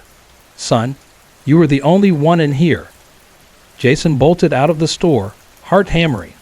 The street was even quieter now, an eerie silence settling over the town. As he passed the post office, something made him stop. In the grimy window, just barely visible through the dirt and streaks of age, was the reflection of the woman. She was inside, and she was smiling. I had just finished buying my groceries, as well as the few items an old lady had requested. When I turned back, she was still standing exactly where I had left her. I handed her the groceries and casually asked, "Where do you live?" She smiled, her lips stretching unnaturally wide, and pointed toward the abandoned post office down the street. "Right there, dear." I froze. The post office had been shut down for decades. No one had lived there in years. "But that place has been abandoned for ages," I stammered. She let out a chuckle, her eyes twinkling eerily. "We only live in places like that." A cold shiver ran down my spine. I dropped the groceries and ran. I don't even remember how I got home so fast, but the 7-minute walk somehow took me barely 2. My heart pounded as I reached my front door, my vision blurry from fear. The moment I stepped inside, my knees buckled, and everything went black. For 3 days, I burned with fever. Even now, years later, living in the UK, I still can't shake off the memory of that night. I never went to that market after dark again. My name is Nathan Holloway, and I live in a small town outside Denver. By profession, I'm a pastor and a part-time counselor at a local clinic. I don't claim to understand everything about the world, but one night left me questioning reality itself. This happened in the winter of 2021, during the Christmas season. The town was covered in mist, the air thick with frost. I had just finished leading a midnight prayer service and rode my old motorcycle home. It was 12:30 or maybe 1 o'clock a.m. when I finally arrived. The moment I pushed my bike through the gate and locked the door behind me, I heard it. A woman screaming. The sound cut through the silence of the empty street. It was a gut-wrenching, desperate cry, as if she were being dragged against her will. Panic surged in my chest. Someone was in trouble. Without wasting a second, I rushed back outside. The second I stepped onto the pavement, the screams stopped. Complete silence. I looked up and down the street. Nothing. The dim glow of a flickering streetlight cast eerie shadows, but I saw no one. After a minute of hesitation, I went back inside. No sooner had I locked the door again than the screaming started up once more. Louder this time. I yanked the door open, and silence fell again. A wave of unease crawled up my spine. Something was playing with me. Determined to get to the bottom of this, I decided to change tactics. Instead of rushing outside again, I quietly climbed up to the attic window, which overlooked the street. The moment I peered down, the screaming stopped. Just like that. The realization settled in, this was not human. I had been lured outside. But why? Fear tightening around my chest, I whispered a prayer and backed away from the window. That night, I lay in bed, reciting Psalm 91 under my breath until exhaustion took over. I still don't know what was out there that night. And frankly, I don't think I want to.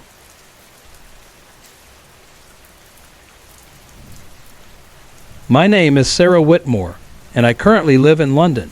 Since childhood, I've been fascinated by ghosts, demons, and the supernatural. Unlike most people, I don't fear them. I enjoy the thrill.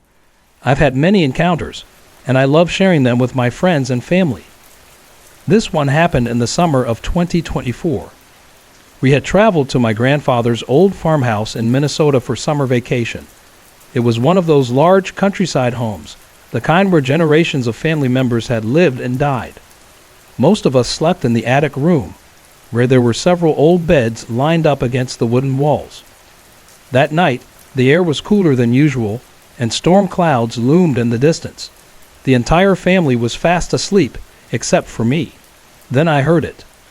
Ding dong, ding dong. The doorbell. It rang again, and again. 2 o'clock a.m. Who the hell would be visiting at this hour? I glanced around, expecting someone else to wake up, but nobody stirred. Not my siblings. Not my cousins. The ringing wouldn't stop. A deep unease settled over me, but I convinced myself that maybe a relative had forgotten their keys. I turned over, ignored it, and forced my eyes shut. Not long after, I heard something else. A child crying. High-pitched, desperate, heartbreaking. The sound came from inside the house. I bolted upright. The crying continued. It was coming from the floor below. It sounded like a little girl sobbing and calling for her mother. I swallowed hard, a lump forming in my throat. My uncle's family had a 4-year-old daughter who slept downstairs. Maybe she had woken up scared. I clenched my fists, determined to ignore it, but something wasn't right. The crying was too loud, too unnatural. It was like it was coming from everywhere at once. I pulled the blanket over my head, squeezing my eyes shut, praying for it to stop. By morning, I was exhausted. I immediately asked my uncle if his daughter had been crying in the night. He gave me a puzzled look and said, "No, she slept through the night." Chills ran down my spine. Later that day, I mentioned it to my aunt. She went pale. "There's an old guest room downstairs, right? No one sleeps there anymore." I nodded. She hesitated before whispering, "A long time ago, a little girl died in that room. People say her spirit never left." My breath caught in my throat. I wish I could say that was my last experience in that farmhouse. It wasn't. This is a true story from 2012. My name is Ethan, though everyone calls me P-Key, a nickname that's stuck since high school.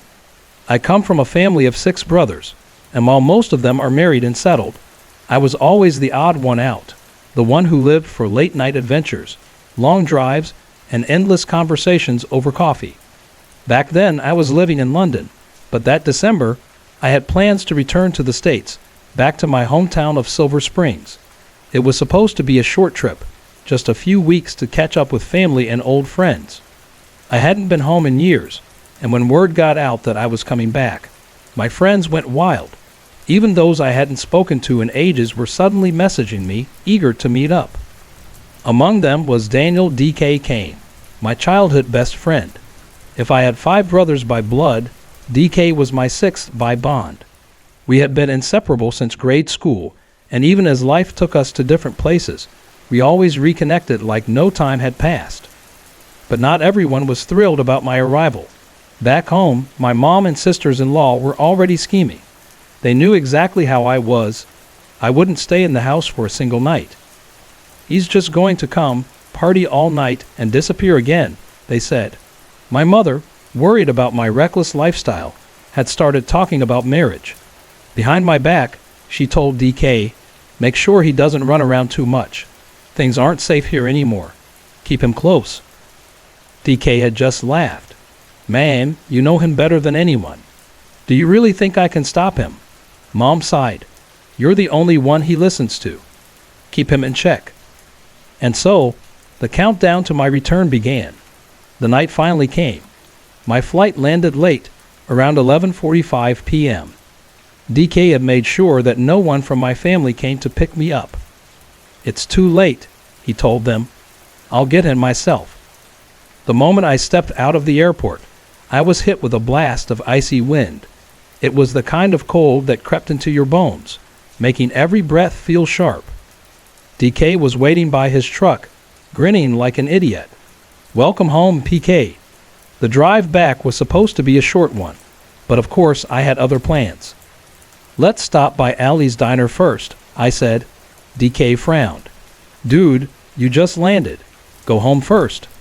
I shook my head. "Nah, man. I need to see Allie first."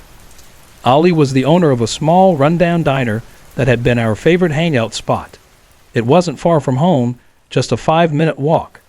DK sighed but didn't argue. We took a detour, pulling up outside the dimly lit cafe. It looked the same, worn-out neon sign flickering, fogged-up windows, and the scent of stale coffee mixed with cigarette smoke. As soon as I stepped inside, Allie's eyes widened in disbelief. "PK." He rushed out from behind the counter, pulling me into a tight hug. A few regulars turned their heads, watching the reunion with curiosity. "Man, it's been years," Ollie said. Yeah, save the sentiment. I'll come back tomorrow. Just wanted to say hi." But as I turned to leave, a strange sensation crawled up my spine. A prickling. A weight. Like I was being watched. I instinctively glanced over my shoulder, scanning the dimly lit diner. A man sat alone in the corner booth. His face was obscured by shadows, his head slightly tilted, like he was looking directly at me. But his eyes were wrong. They didn't reflect the light. They didn't blink. And for some reason, I couldn't look away. My breath hitched, and an icy shiver ran through me. The room suddenly felt too quiet, as if everything around me had been muffled. I blinked, and in that fraction of a second, he was gone. The booth was empty. A chill ran down my spine. "PK?" DK's voice snapped me out of it. "You good?" I swallowed, forcing a grin. Yeah, I'm fine. Let's go." But deep down, I knew something was very, very wrong. And I hadn't even been home for an hour. The night air was cold as hell, and exhaustion weighed heavy on me. But you wouldn't believe the joy on that old man's face when he saw me. He couldn't believe I'd come to see him before even going home. That kind of happiness, you can't fake it. When I finally got home, my family was waiting. Hugs, laughter, the usual "look who finally decided to visit" type of comments. By the time we were done catching up, the clock read 4 a.m. My mom insisted I get some rest, and I didn't argue. Our house, a large 2-story place on the outskirts of Silver Springs, had a spacious basement where my childhood friend Danny and I would crash for the night. Danny was the only one who had come home with me from the airport. Our other 2 friends had work in the morning, but as expected, I barely got any sleep. After nearly 12 hours of traveling, I should have been dead to the world, but excitement, nostalgia, and jet lag kept me wired. When I finally woke up, it was nearly 6 p.m. The house was lively, cousins running around, my brothers talking, my mom laughing. One of my sisters-in-law, always the sarcastic one, joked, "Looks like our house has turned into Grand Central Station. People coming and going all day long." Everyone laughed, and my mother just shook her head. Well, their leader is finally home. Now he can deal with them himself. That night, we headed to our old hangout spot, a 24-hour roadside diner near the edge of town. The place was exactly the same. Worn-out booths, the comforting smell of fried food and coffee, and old Al, the owner, wiping down the counter. We sat there for hours, reminiscing, laughing, losing track of time. I ignored the constant calls from home. Eventually, Al grinned and said, "Last cup of coffee for the night, boys. Closing time." And just like that, our night took a turn. It was Saturday night, a perfect night for a road trip. We planned a week-long drive through the back roads of Montana, up through the mountains. Danny, me, and 4 other friends, getting permission from my mom. A battle. But after some begging and swearing we'd be careful, we were off. We had a black SUV, borrowed from my cousin, big enough to seat 6. By the time we actually got on the road, it was already late. A few hours into the drive, we were in the middle of nowhere. No streetlights, no houses, just empty road and dense forest stretching for miles. It was around midnight when Danny, who was driving, suddenly groaned, "Man, I gotta pull over. I need to take a piss." I frowned. "Hold it. There's gotta be a gas station up ahead." But he shook his head. "Dude, I can't. I'll be quick." Reluctantly, he pulled over onto a narrow dirt path beside the road. The forest around us was dead silent, no signs of life except for the rustling of trees in the wind.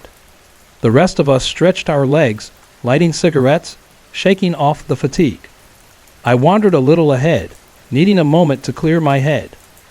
And that's when I saw them. Down the small slope beside the road, barely visible in the dark, a woman sat with a child in her lap. She wasn't just sitting. She was combing the little girl's hair. My first instinct? I thought it was a monkey or an animal, just hunched over in that weird way they do. But something felt wrong. They were too still, too quiet. I squinted in the dark, trying to get a better look. The woman's long hair cascaded down her back like a thick, black curtain. The child, sitting motionless in her lap, faced away from me. The closer I looked, the more I felt an unnatural pull in my gut, a primal warning telling me don't look any longer. Suddenly, Danny called out, "You, get back in the car." His voice echoed through the silent woods, loud in the eerie emptiness. The moment the sound reached them, the woman turned her head toward me. Only, there was no face. Just a gaping, hollow blackness where her features should have been. I stumbled backward, heart hammering in my chest. I blinked once, and she was gone. Danny walked up, frowning. "Dude, what the hell are you looking at?" I turned to him, my mouth dry. "Did you see that?" "See what?" I pointed. There was a woman, with a child, right there. Danny looked, then shrugged. "You're tripping. There's nothing there." But I knew what I saw. I tried to shake it off as we climbed back into the SUV. The guys were already joking, making stupid ghost noises, but I didn't join in. Something about this felt real. And then, things got worse. We had barely driven a mile when the SUV shuddered and died. Danny cursed. What the hell? The engine wouldn't start. The dashboard flickered, and the headlights dimmed to nothing. We sat in silence for a moment. Okay, no big deal, one of the guys said. Let's check it out. We popped the hood. The battery was fine. The fuel was full. The SUV was in perfect condition, but it wouldn't start. Danny muttered, "This makes no sense." And then we heard it. A soft, dragging sound, like feet moving over gravel, from the dark forest behind us. Every hair on my body stood up. We turned slowly, and there she was, standing right at the tree line, barely illuminated by the weak glow of our flashlights.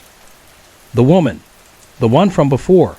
Only now, she was standing, watching us, her head tilted unnaturally to one side. And her child?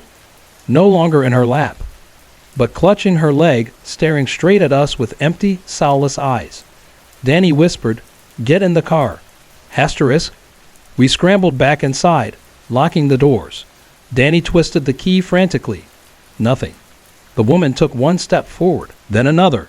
The child's mouth slowly began to open, but no sound came out. Just an unnatural, silent scream. Then suddenly, the engine roared back to life. Danny slammed on the gas. The SUV lurched forward, tires screeching against the pavement. I didn't look back, and I prayed to God that whatever was standing there didn't follow us home. The SUV sputtered but finally roared to life. For a brief moment, we felt relief, until we didn't. The vehicle hadn't even traveled a full mile when the unmistakable thump, thump, thump of a flat tire filled the air. We groaned. "Just our luck," Nick muttered. At least we had a spare.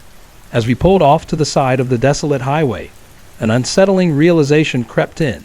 This place was even darker than before. The closer we got to the mountain roads of Silver Peak, the more ominous the atmosphere became. The tall pine trees lining the road seemed to huddle together, whispering with the wind. Aaron was already working on changing the tire, his flashlight casting long shadows. The rest of us lingered, stretching our stiff legs. "Hey, PK," Tyler nudged me. "You want to grab some air? We got this." I nodded and wandered a few steps away. The cool night breeze helped, but something about the silence felt wrong. It wasn't just quiet. It was too quiet. No distant owl hoots, no rustling leaves. Just nothing. Then I heard it. A faint, hurried shuffle. Before I could react, Aaron came sprinting towards us, his face drained of color. "What the hell happened?" I asked, alarmed. He was shaking. Someone hit me," he stammered. We froze. Aaron lifted his hand to his forehead. Blood trickled from a fresh wound. I was bolting the tire in, and out of nowhere, bam! Something slapped me so hard. I hit my head on the rim. "Are you serious right now?" Nick said, scanning the darkness. "There's no one here, man," Tyler added. "Could have been your imagination." Aaron shot him a look. Imagination doesn't make your skull bleed. He had a point, and that's when I noticed. His breathing was shallow. His body trembled violently. Something wasn't right. I hurried to the SUV, grabbed some napkins from the glove box, and pressed them against his wound. His skin felt ice cold. Then suddenly, Aaron let out a strange, choking sound. His limbs contorted, his fingers curled unnaturally inward, and he collapsed into the back seat, twitching. "What the hell is happening?" Tyler shouted. Aaron's eyes widened unnaturally, pupils dilated, jaw clenched. His breathing turned into a low, guttural growl. Foam bubbled at the corners of his lips. We all took a step back. "Oh God, he's having a seizure," Nick whispered. But I knew better. This wasn't medical. This was something else. We had to get the hell out of there. Panic set in. "We're heading back to town," I said firmly. "We're not going any further." "But we're almost at Silver Peak," Nick argued. "We can't just turn around." I gestured to Aaron, who was now whispering unintelligible words. "And what do you suggest? Leave him like this?" An argument erupted. Some wanted to push forward, but the rest of us refused. In the end, fear won. We turned the car around. The moment we did, the SUV died. The lights flickered and went out. And then, the roof thundered with heavy footsteps. Thud, thud, thud. We went deathly silent. Aaron, still convulsing, began laughing. A deep, guttural chuckle that didn't belong to him. Nick gripped my arm. "Tell me you heard that." Before I could respond, Tyler threw open the door and leaped out, his phone blasting a random Bible verse app. He stood beside the SUV, his breath coming fast, eyes darting into the darkness. "Whoever you are, leave us alone," he bellowed. The forest swallowed his voice whole. I clenched my fists. We weren't alone. We never were. We had no choice. We needed to give them something. I bolted for the trunk, my hands fumbling in the dim light. We had packed a cooler full of raw meat for grilling at the cabin. Chicken, ribs, steaks, whatever. I didn't question it. I grabbed the whole damn thing and dragged it onto the roadside. Then, in a loud, trembling voice, I called into the void. "We don't mean any harm. Whatever this place is, whoever is here, we're leaving. Take this. Just let us go." No response.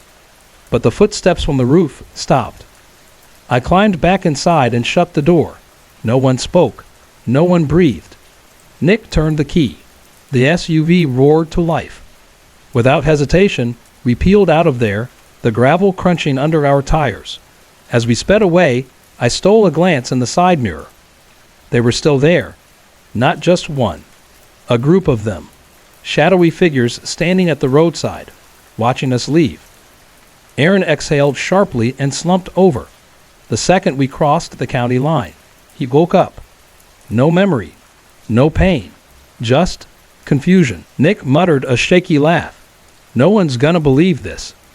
I didn't answer, because in my rearview mirror, the forest had gone completely dark again.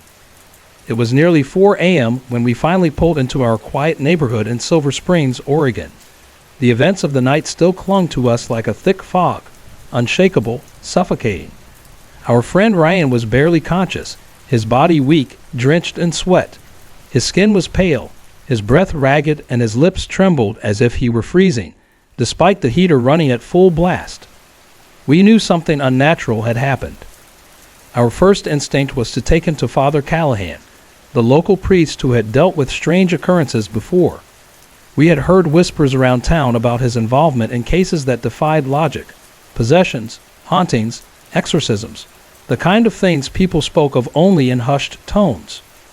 By the time we arrived at the street Mary's Chapel, it was still dark. The air was thick with an eerie silence, broken only by the occasional rustling of tree branches outside. Father Callahan wasn't available until dawn, so we had no choice but to wait.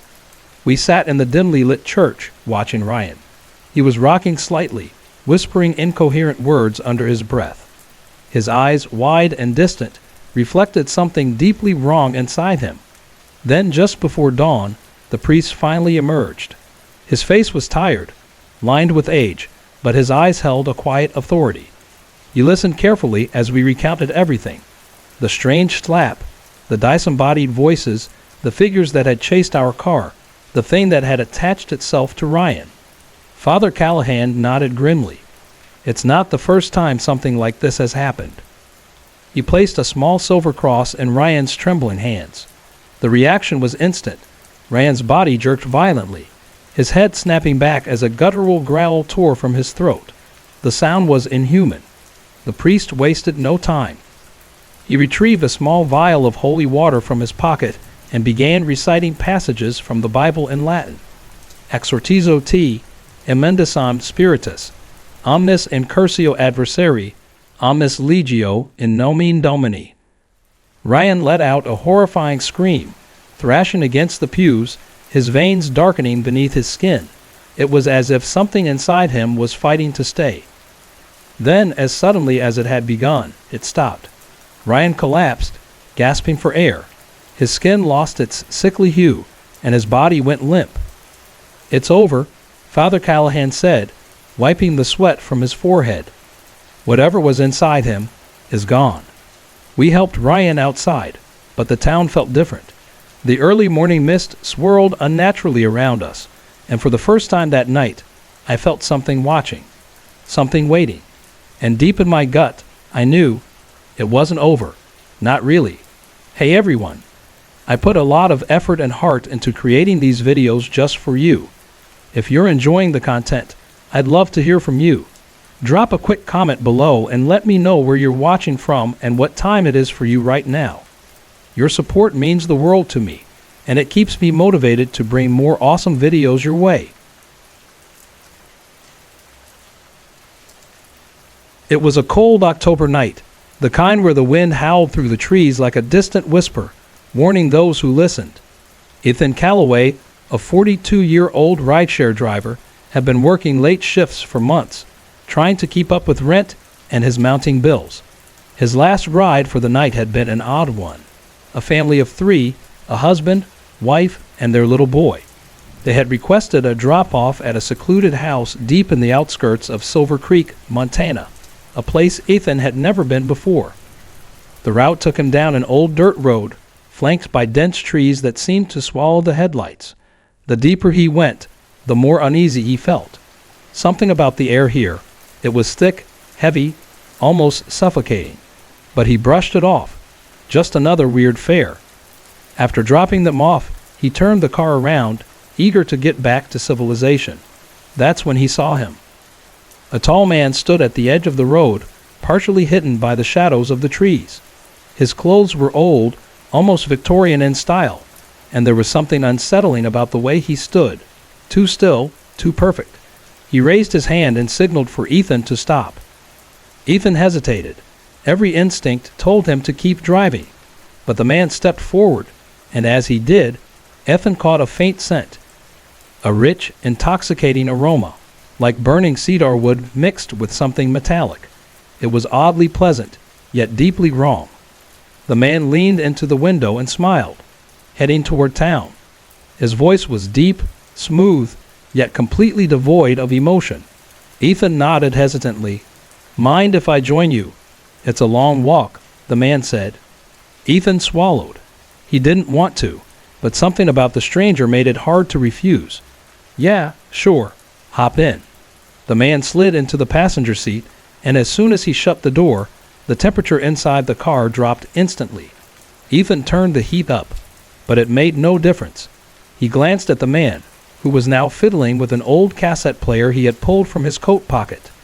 The eerie hum of an old folk song filled the car. The lyrics were unintelligible, the melody warped and distorted. "What language is that?" Ethan asked, his voice hoarse. The man smirked. "An old one."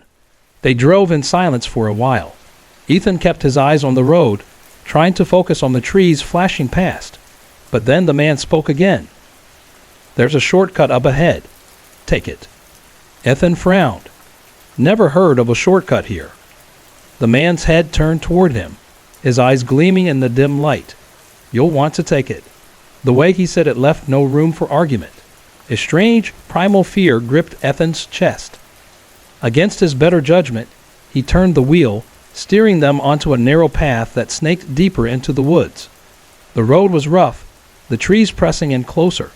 Ethan's hands tightened around the wheel. His breath was shallow. A few minutes later, a structure appeared through the trees, a massive tent-like pavilion, glowing under the pale moonlight. The man in the passenger seat smiled. "We're here," he said. Ethan stared at the structure. Inside, figures moved in slow, almost mechanical motions. Low murmurs filled the air, voices speaking in a language he couldn't recognize. "You should come inside," the man suggested. "It's a celebration." Ethan's skin crawled. Everything inside him screamed no. But before he could protest, the man was already opening his door. He turned to Ethan expectantly. "Come on. It would be rude not to." Ethan's pulse hammered in his ears. He knew this was a bad idea. He knew. But his body betrayed him, moving before his brain could protest. Inside the pavilion, the air was thick with the scent of burning incense and something rotting beneath it. The people inside, if they were people, sat in neat rows, heads bowed, their faces obscured.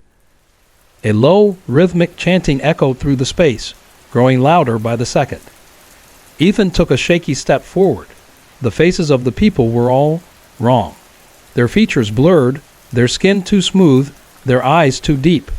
It was like looking at figures carved from wax, only slightly melted. A long wooden table stood at the center of the tent, and upon it was a severed goat's head, its eyes wide open, staring blankly. Surrounding it were raw, bleeding limbs, meticulously arranged like a grotesque feast. Ethan gagged. The man beside him placed a hand on his shoulder. Eat. Ethan shook his head. I can't.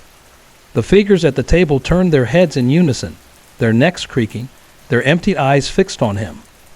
A woman emerged from the shadows.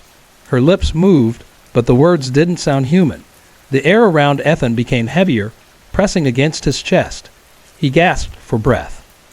A new plate was placed before him, a normal meal. Steak, bread, wine. The smell was oddly delicious. His stomach twisted with hunger. He shouldn't.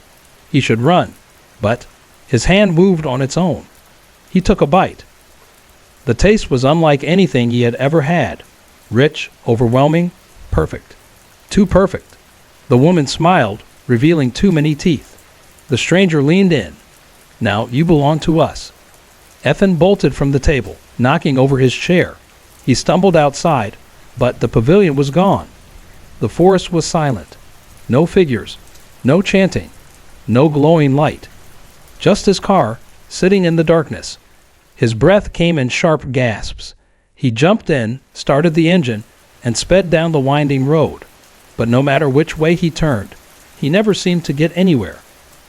The trees never ended. The road never changed. He was trapped. And then, a whisper from the backseat. You should have stayed. Ethan's body went cold. The scent of cedar and blood filled the car. He didn't look in the rearview mirror. He couldn't. A light flickered in the distance. Desperate, he pressed the gas pedal, speeding toward it. Then, darkness. Ethan woke up in his bed. 104-degree fever. His mother, his frail elderly mother, sat beside him, wiping his sweat-drenched forehead. Ethan, you were out for 3 days, she whispered, voice trembling. Ethan's throat was raw. He tried to speak, but only one thing came out. The ride, the man, the feast. His mother frowned. Ethan, you quit driving 3 months ago. His blood turned to ice. He reached for his phone. No recent trips. No messages. No record of that night. But his car still smelled like cedar and blood.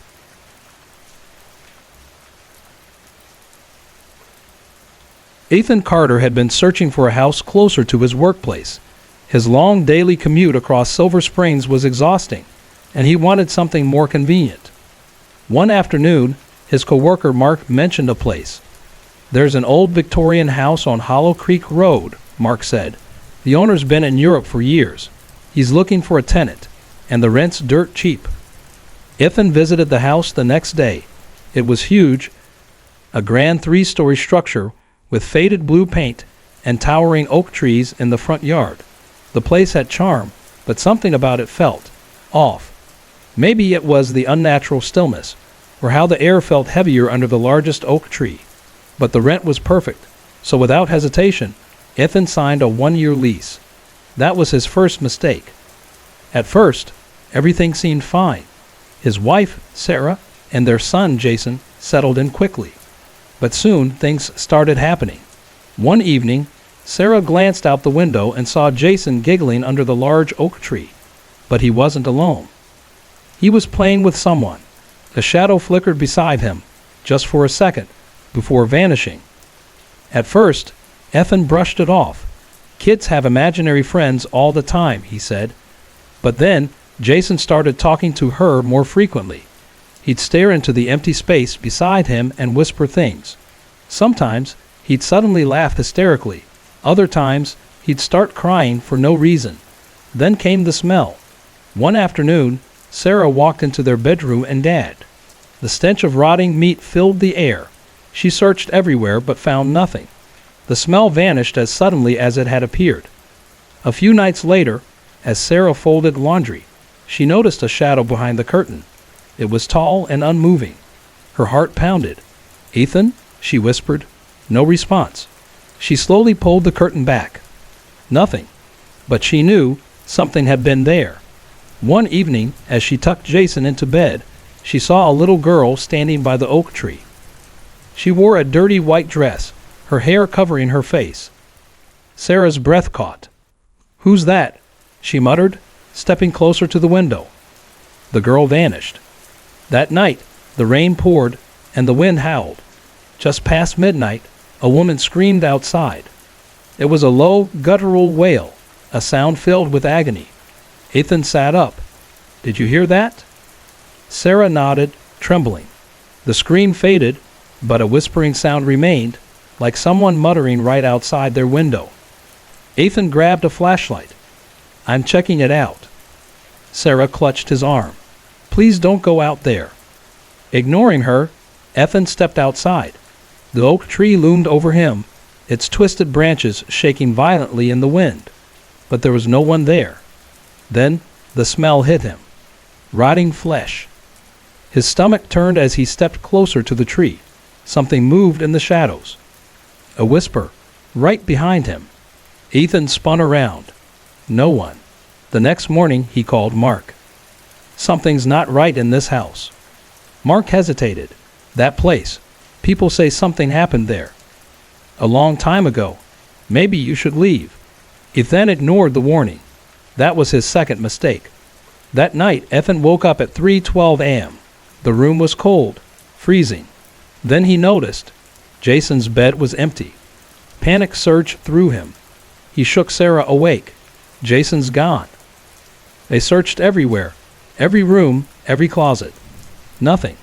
The doors were locked, the windows shut. Then Ethan remembered the basement. They'd never opened it since moving in. He ran down the hallway and pulled at the basement door. Locked. Sarah screamed, "Break it down." Ethan kicked it open. The air inside was stagnant and damp. And then they saw him.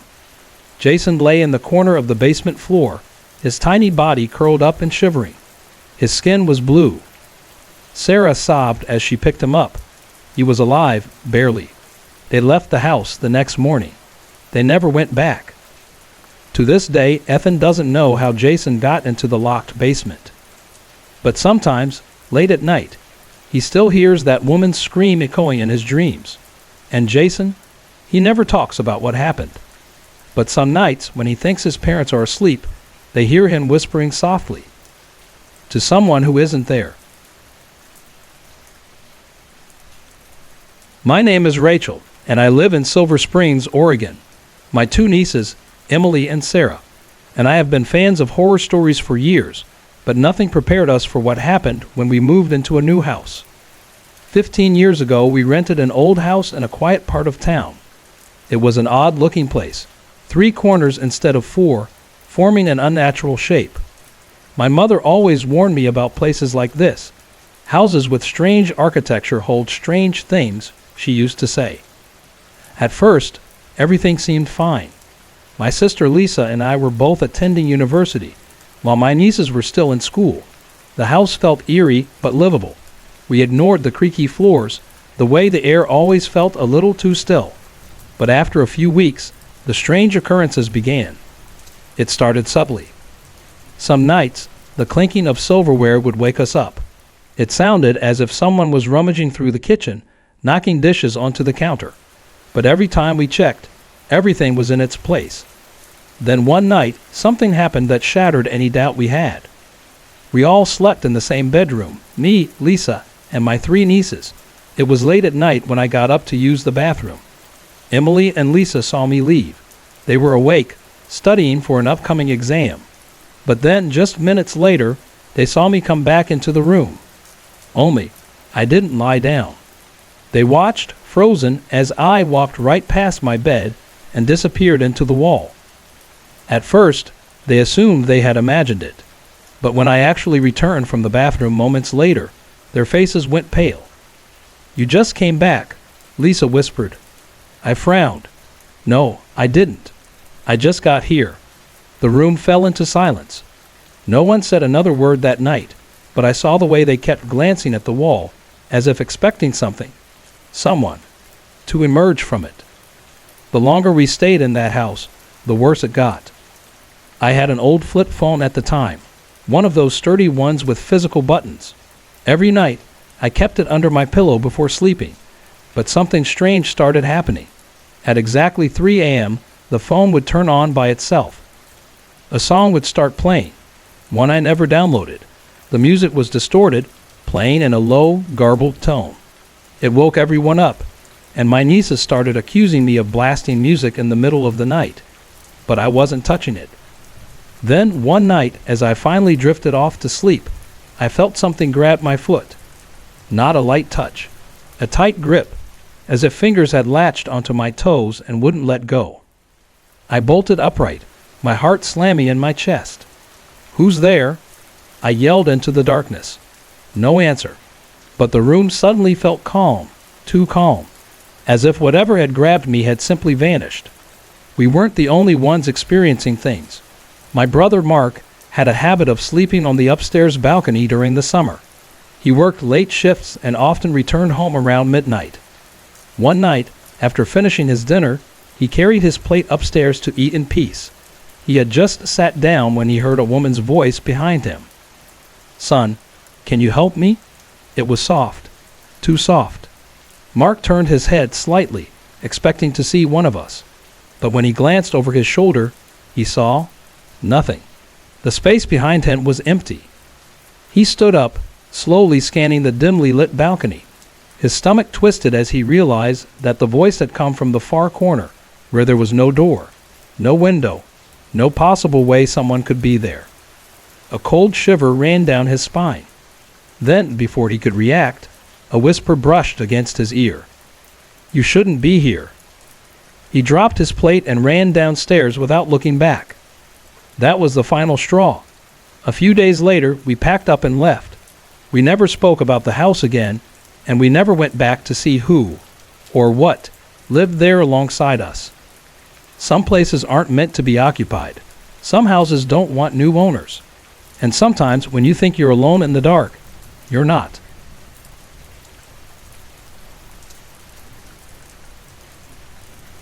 It was around 12:30 a.m. when my older brother, Daniel, came home from his late shift. He locked the front door, grabbed his dinner from the kitchen, and climbed up the stairs to the attic bedroom, where he preferred to sleep during the summer. The old Victorian house we lived in had a long, narrow staircase, the kind that creaked under the slightest weight. As he reached the top, something caught his eye. A hunched figure was crawling up the stairs, like a child, moving on all fours, but with unnatural slowness. His breath hitched. It was an elderly woman, so frail and thin that her skin seemed stretched over her bones. Her long gray hair was matted, her face obscured in the dim light.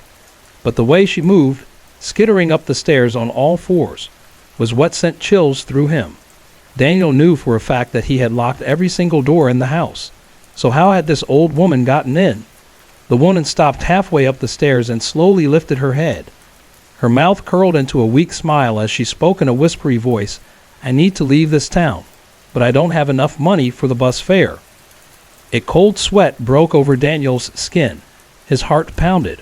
Something about this woman felt wrong, but fear gripped him so tightly that he didn't dare question her.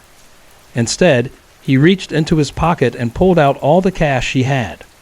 The old woman reached out with her bony, claw-like fingers, but instead of taking all the money, she plucked only the exact amount she needed. She pressed the rest back into Daniel's palm, gave him an eerie smile, and whispered, "Thank you." Then she turned away and began crawling back down the stairs. Daniel stood there, frozen, his mind racing. A moment later, he decided to follow her, to see where she went. But when he reached the bottom, she was gone. He checked every room, every door, every window. Everything was locked. There was no way she could have left. That's when he realized she was never human to begin with. For days after the incident, strange things kept happening. Unseen whispers echoed through the hallways. Footsteps thudded overhead, even when no one was upstairs. Objects shifted in the kitchen at night. Daniel refused to talk about what he had seen, but I knew something was wrong. One night, he decided to sleep in the attic again. It was nearly 1 a.m. when he climbed up, ate his dinner, and turned off the lights. Just as he was about to drift off, a bright glow flooded the room. He sat up with a start. The attic had no outside windows, so where was the light coming from?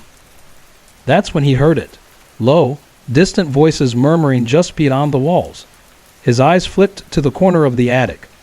Through the small gaps in the old wooden planks, he saw shadowy figures moving outside. At first, he thought maybe someone had broken into the empty lot behind our house. But when he leaned closer and peeked through the cracks, his breath caught in his throat. Beyond the attic wall, where there should have been nothing but overgrown weeds and dead trees, stood a full-blown wedding ceremony. Hundreds of tiny, grotesque figures gathered in a circle, all dressed in tattered Victorian clothing. Some held candles that dripped black wax, while others spun in slow, eerie dances. In the center of it all, a bride in a filthy white dress stood perfectly still, her face hidden beneath a thick veil. Daniel's stomach twisted. This wasn't real. It couldn't be. But then the bride's head snapped toward him. Even from a distance, he could feel her eyes on him, like ice digging into his skin. Terror surged through him. He yanked himself away from the wall, muttering prayers under his breath, and ran downstairs without looking back. He never slept in the attic again. The strange occurrences in our house didn't stop. At night, we heard the faint jingle of bells, like an old-fashioned ankle bracelet dragging across the wooden floors. Sometimes we'd wake up to find chairs overturned, or doors we had locked standing wide open. But the worst was yet to come.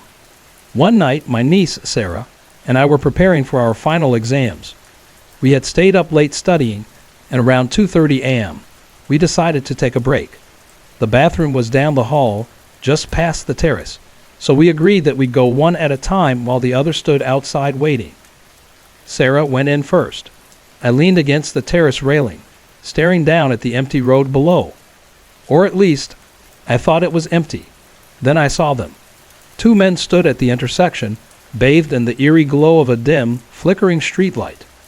One of them held a red lantern, its flame swaying even though there was no wind. The other man wasn't visible. I could hear his voice, low and raspy, whispering to the man with the lantern. But his shadow stretched across the road, even though he wasn't standing in the light. Something wasn't right. I held my breath, straining to hear their conversation. Their words weren't in any language I recognized, a strange, guttural dialect, ancient and otherworldly. Then, as if sensing my gaze, the man with the lantern tilted his head upward.